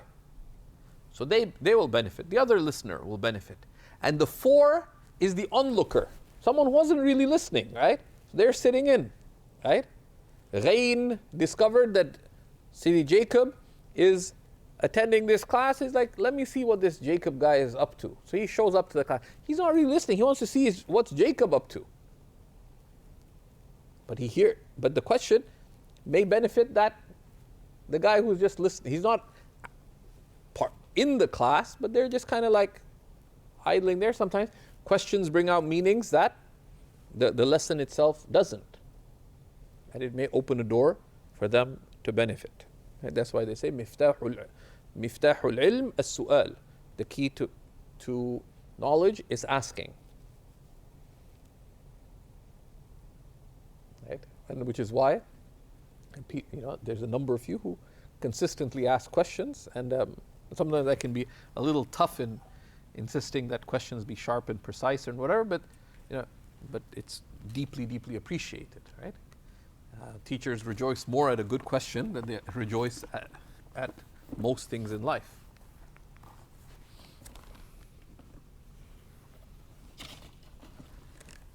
I do have a question. Right. Bismillah. Is there a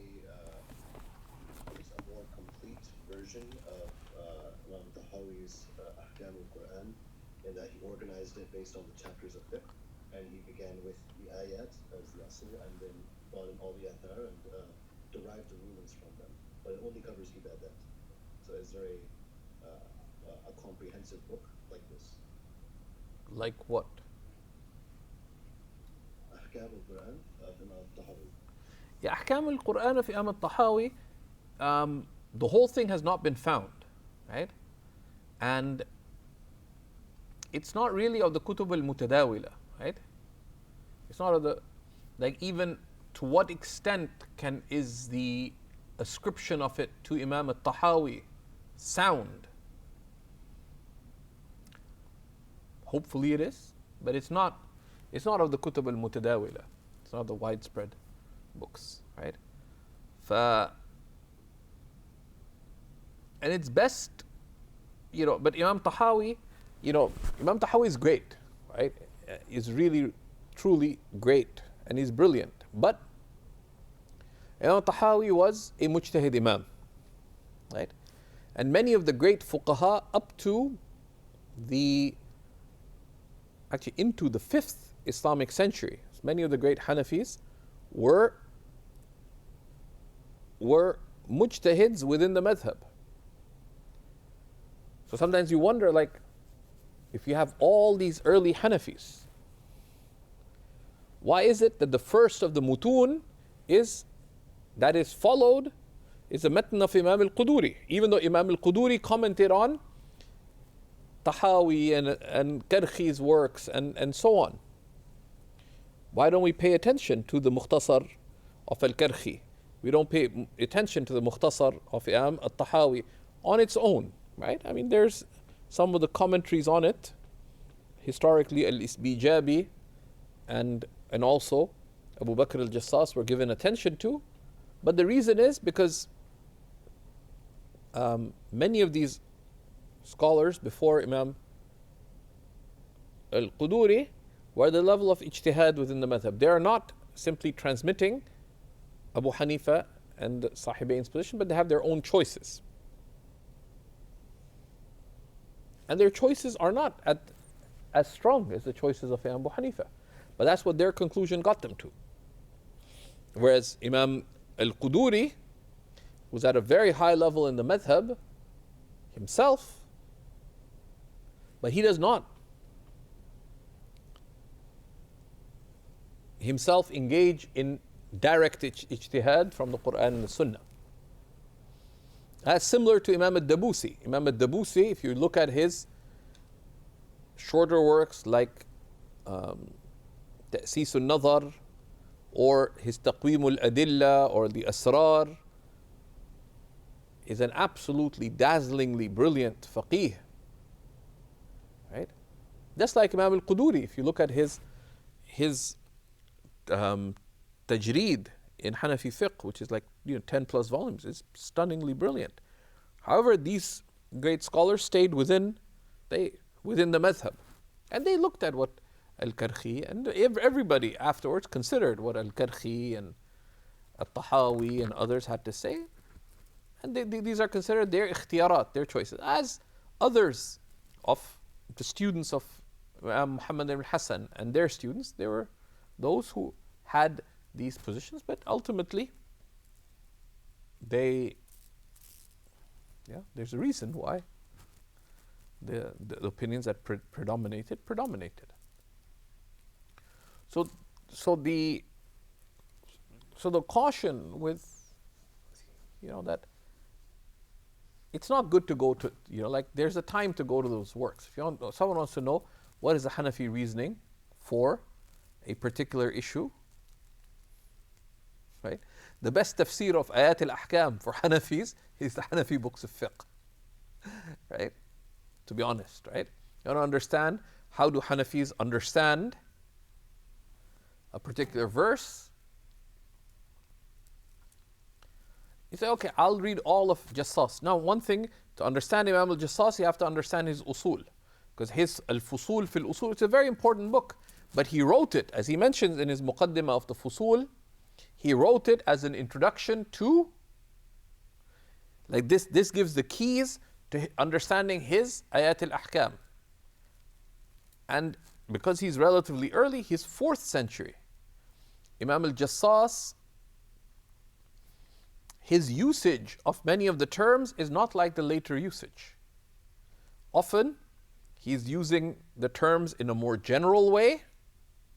Right? It's isti'mal and it's not istilah. And in other contexts, he has his own definition of terms, of terminologies, and that's not the predominant definition of some of those terms. So, right? So these are great works, but one approaches them in due time, right? One approaches them in due time. It's much more fruitful for a talib al-ilm. What the mashayikh would say, if you're interested in ayat al-ahkam, first, if you know the ahkam and you know their reasoning, and that is tafsir of ayat al-ahkam. You want to understand what the verses on talaq have to say? Understand the fiqh of talaq. Then understand the reasoning for the fiqh of talaq. Then understand the derivation of the rulings of the fiqh of talaq. Understand usul al-fiqh and understand it with nuance. And understand nahu, sarf, balagha. Equip yourself. And then if you look at and you understand the science of hadith and so on, because you go to Jassas, he's quoting different things, and there's much of what al-Jassas is saying about, he'll quote one hadith and another hadith. And what's underlying it, he said that the first one is superior. You're like, why is it superior? Because the unstated reasoning is that I'm writing for experts. The first narration is free of problems. The second one has a famous weak narrator. Right? So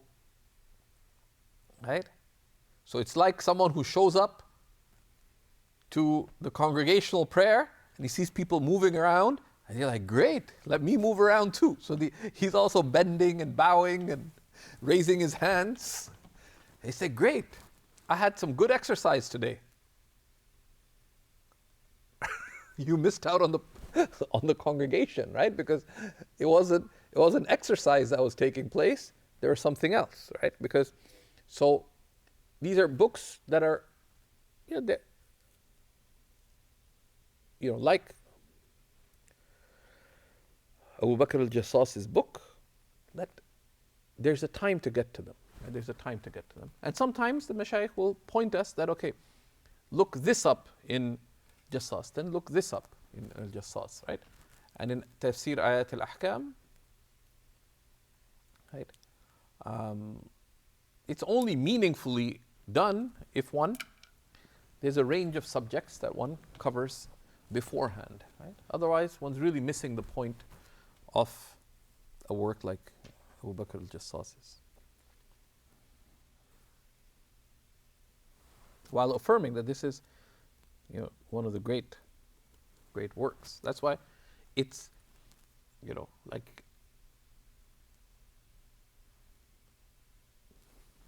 alhamdulillah. Any other questions? Yeah. I just wanted to ask, is it Imam Abu Hanifa, Imam Shafi'i, Imam Malik, and Imam Hanbal, rahmatullah alayhi? We understand that there's a difference in their rulings, but within the Hanafi school of method, we have different opinions from different, like Imam Muhammad, rahmatullah alayhi, might differ from Imam Abu Hanifa or Imam Abu Yusuf. So what is the logic behind this? And when you do go to a mas'ala, a ruling, which one is the best one to pick? Or can it be left a choice? So there's a few things, right? That's a thoughtful question, barakallahu ta'ala fikum. So, just as there's difference of opinion between the four mujtahid imams, because their usul al-fiqh differ, right? Their usul al-fiqh, and the principles that they take to derive rulings from the primary text, those principles differ, and we can call the usul al-fiqh in its details differs, and how they apply the scope and conditions of application of those usul and the things, how they join between different texts, between a general and a specific text, etc., differ. How they join, do they consider the qat'i and the dhanni, etc. But then within the Hanafi school, Abu Hanifa and his two main students, and some of the secondary students, particularly Imam Zufar, they differed with the Imam. They differed with Imam Abu Hanifa in some of the derivative positions, right? In usul al-fiqh. And not so much just in the usul themselves, but this comes later, right? Not just in the usul al-fiqh themselves, but particularly in how you apply the usul al-fiqh, right? How you apply the usul al-fiqh. So for example, you find that, to just cite one quick example, what's the ruling of remaining motionless, itmi'nan, in ruku' or sujood?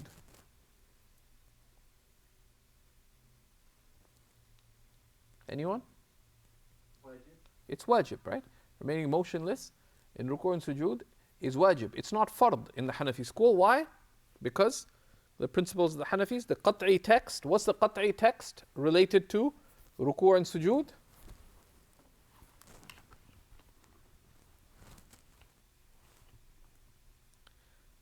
What is the decisive text related to bowing and prostration? It's not a trick question, folks. There's an essential that mentions both actions. Yeah, this is the divine command. Irka'u wasjudu, bow and prostrate. Okay? It's as simple as that, right? Bow and prostrate. That's the command. So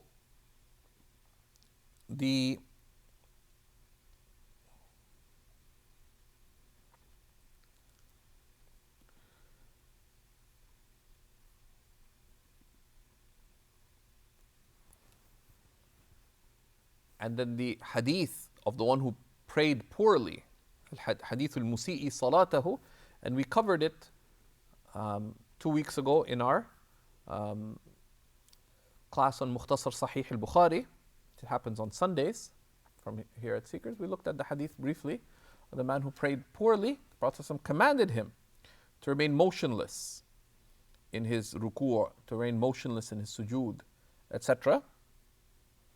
So that dhanni text is understood in light of the qat'i text. So in the Hanafi school, ruku' and sujood are fard, remaining motionless is wajib. But in joining between the qat'i text and this dhanni text, Imam Abu Yusuf appears to have considered the set of texts about remaining motionless sufficiently strong that he considered remaining motionless to be fard, according to a narration. And then the ulama differed in understanding the narration. Did he consider it to be a fard qat'i, outright fard, or is it fard amali, operationally fard, which would appear to be more in line with his interpretive method? Why did he just consider the remaining motions merely fard, merely wajib, but rather operation, either fard or fard amali, which is a higher level of wajib, like witr, right? Because in piecing together the evidence, the conclusion he came to, even though he's got the same interpretive method on this point as Abu Hanifa, but his analysis of the situation and his application of the same principles differed. So then, of course, there's a very famous, this comes to the issue of usulul fatwa, that what opinion does one take if Abu Hanifa has one opinion and both his companions or one of them have another opinion? In general, we follow the mu'tamadul madhab, right? And what the fatwa is of the living ulama of the madhab on the issues that are affected by time and circumstance, right? Because there are issues that the relied upon position of the madhab may be something, but it is not halal to give fatwa on that position. And one example of that would be, according to several of the senior ulama of our ummah right now, may Allah protect and preserve them, is the issue of, for example, aqdul istisna, the manufacturing contract. Right? The predominant position, the transmitted position in the madhab is that the aqdul istisna, the manufacturing contract, is a valid but non-binding contract. And that's what you find even in Hashir ibn Abdin. But you cannot apply that, right? Which is why the Majalla, the Ottoman codification of Fiqh al-Mu'amalat, took the position, which is a narration from Abu Yusuf, not even the more widely narrated position of Abu Yusuf, that the istisna is a binding contract if the item was manufactured according to specifications. And there are many reasons, that's outside the scope here, where the fatwa is on that. So in general, if one is not a discerning faqih or mufti, one's responsibility is to follow what are the relied upon positions within the madhab. And on issues that require application of fiqh and awareness of context, then you cannot just take an answer from a book. It's the duty of even the scholar to consult the living fuqaha who have the awareness and capacity to apply specific rulings to specific circumstances, because that's fatwa, right? And one can't just take a buffet approach to fiqh, that these are correct, these are opinions, I'll take whatever makes sense. That is called tashahi.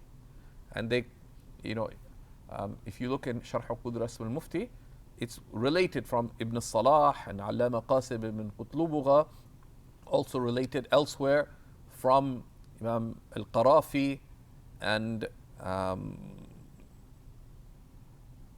al-Shatibi and others, that there's ijma', there's consensus and agreement, and no, لا تحل الفتوى بالتشهي. It is not permissible to give fatwa just on the basis of whatever seems better to you. Why? Because unless you have the capacity to discern, you may be missing out on many points. is that in fact the position of Imam Muhammad? What is it based upon? So for example, it's mentioned in some of the Hanafi books that, and you can find it in Kitab al-Tahara. What is the ruling of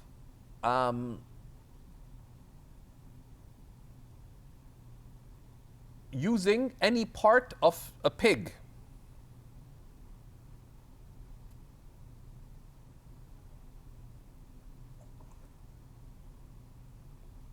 Haram. It's haram. But the fiqh books relate an exception, which is, what's the exception from pigs or hogs or boars?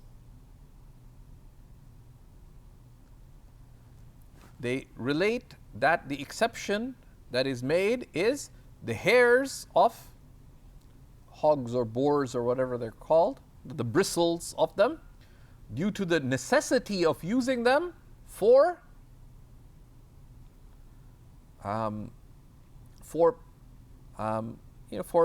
painting and other things, and their widespread use. But this exception was made out of necessity and with a particular context around it. But there's also derivative considerations, that same thing has other rulings that are not necessarily always detailed. They say, but those bristles, if they go into water, what do they do to the water? The rulings of najasa still apply to it, etc. Right? So that's why just picking up an opinion, say, oh, Imam Muhammad said this, Abu Yusuf said this, the Sahibain said this. Yes, but do you understand the context of the ruling, its application, its conditions, and also can it be acted upon? Given, because that's what fatwa is. The fatwa is the faqih knows, the faqih, if you want to define the faqih and the mufti in counter distinction, the faqih is the one who knows legal opinions and understands legal thinking. But the faqih knows the theory. The mufti is the one who has the ability to apply specific rulings to specific circumstances. So operationally you could have an excellent mufti who's not a strong faqih.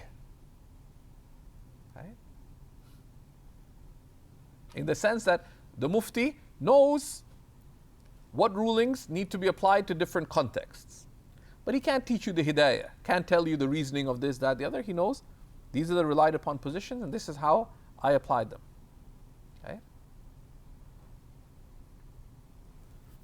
The faqih may know the fiqh perfectly, but so one of the great scholars of Pakistan, he said, I know many ulama who I would have no hesitation for him to teach the hidayah, or even higher than that, in my madrasa.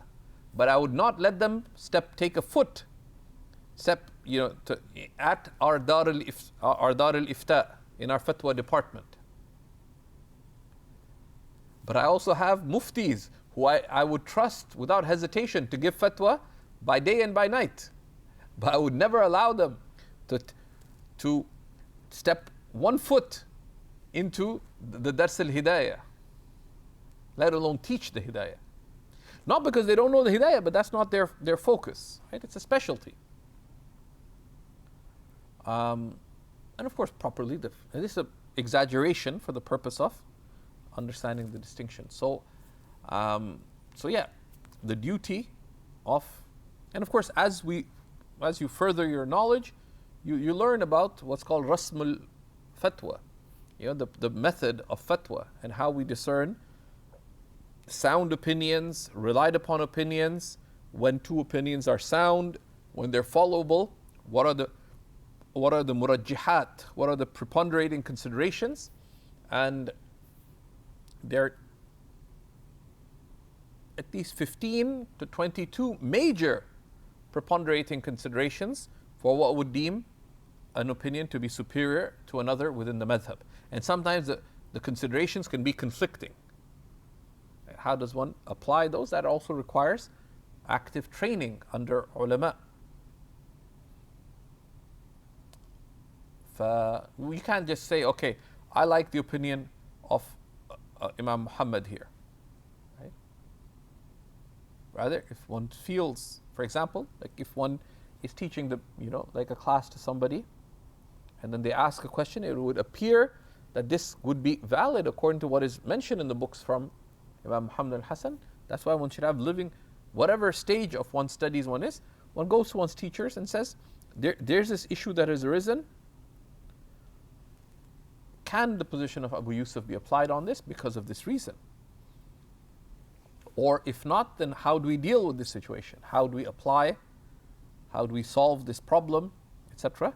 And that by that kind of asking, active asking, one cultivates one's legal understanding, and one is better able to benefit oneself and is better able to benefit others. Bi-idhnillahi ta'ala.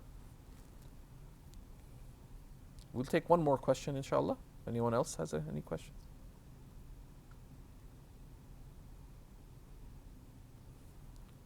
I think a follow-up to my previous question. Yes. So, what are reliable books that that are organized based on the chapters of fiqh, but begin with the textual basis and then derive the rulings from it, rather than the other way around? That's not the Hanafi method in general, right? Do we have books like that in our method besides Sharh Ma'ani? What do you mean besides Sharh Ma'ani al-Athar? Sorry, Sharh. There was Ahkam al-Quran, where with each chapter it begins with the ayats, and then what can be understood from them, and then the hadith, and then what can be understood, and then derives the rulings of the chapter based on. But who recommended? But who recommended Imam Tahawi's book? I think for one of the issues that we came across in our Mubad class, Shaykh Yusuf said to look it up in Ahkam al-Quran al-Tahawi. But it just showed me the structure of the book, and I thought it's very interesting, and I'm not aware of any other books that do this. Are you aware of them? Without necessarily recommending that we read it, but I'm just wondering if there's a book like this. No, because a madhab is a guild, right? It's like a guild, right? It is a people study fiqh to become fuqaha. So there's a method of training, right? You want to become a faqih, train with the fuqaha, and they have a certain method of training. And while training with the fuqaha, there's other skills that you need to acquire. You need to acquire knowledge of the Quran. You need to acquire knowledge of hadith. You need to acquire, a body of surrounding knowledge, right? And you study it at a graduated way, and then you come to those things, right? But the Ahkam al-Quran of al-Tahawi, I mean, it's a big debate. Is it actually Imam Tahawi's book?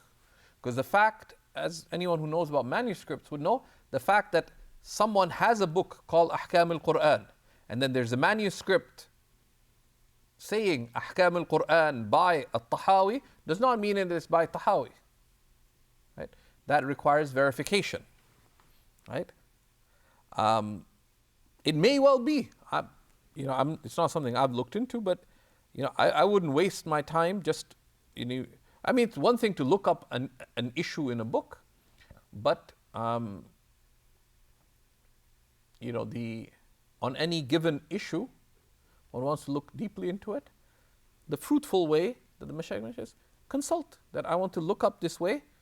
Where would I find this? Because that gives one a navigational map of how to go about researching within the schools, rather than going off in the weeds. It's okay, where would I find this issue? they point it out. Then one looks up the issue, one comes to one's teacher, said, this is what I found, to validate one's understanding. Say, what if I look for it further? Where would I look? And sometimes they might just tell you that, look, right now, focus, don't. Don't.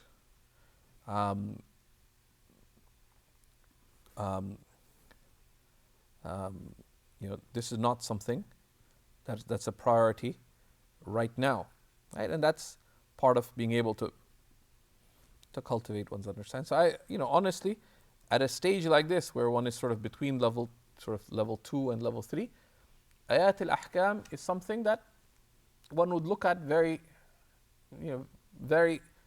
selectively and in a guided manner.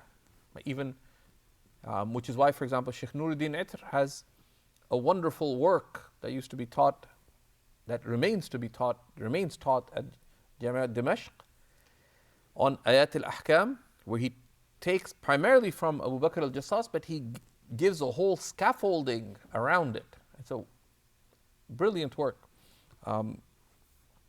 Hard to find, right? Hard to find in print, but it's around. I have, and some people did reprint it, to be honest, but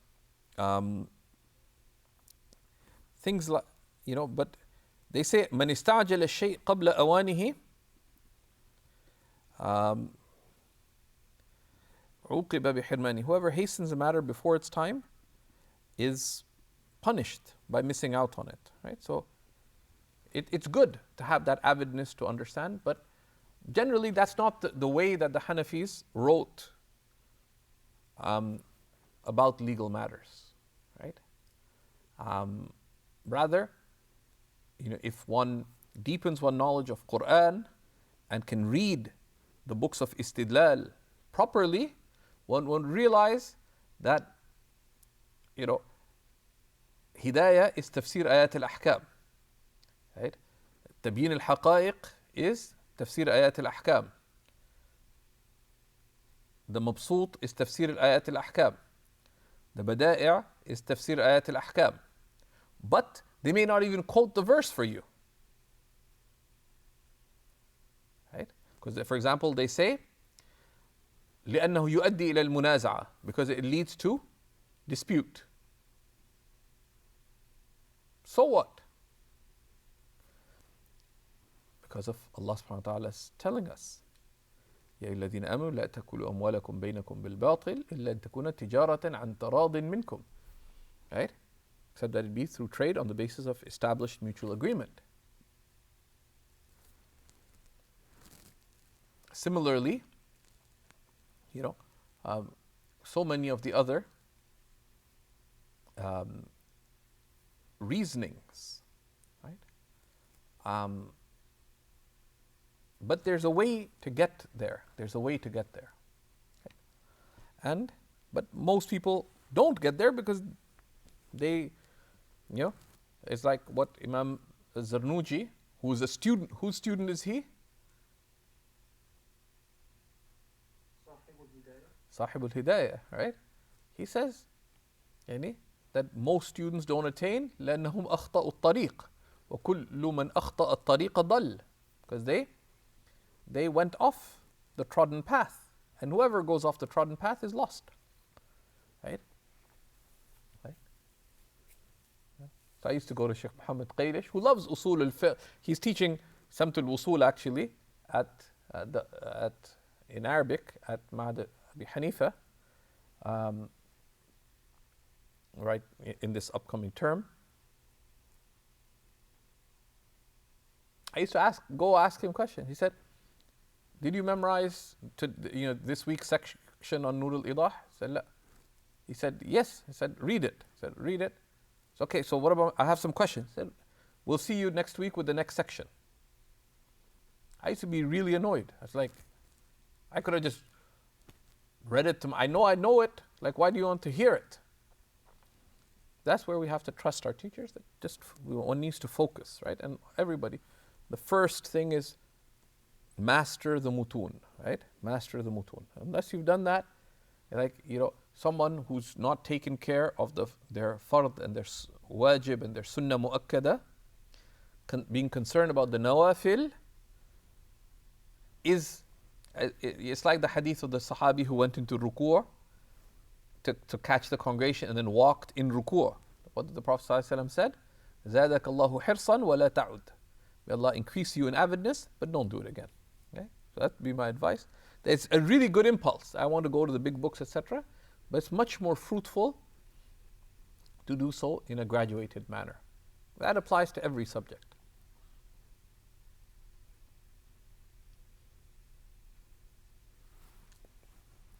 والله سبحانه وتعالى أعلم وهو أحكم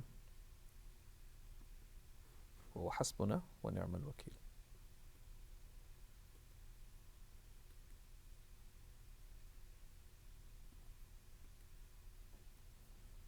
جزاكم الله خير.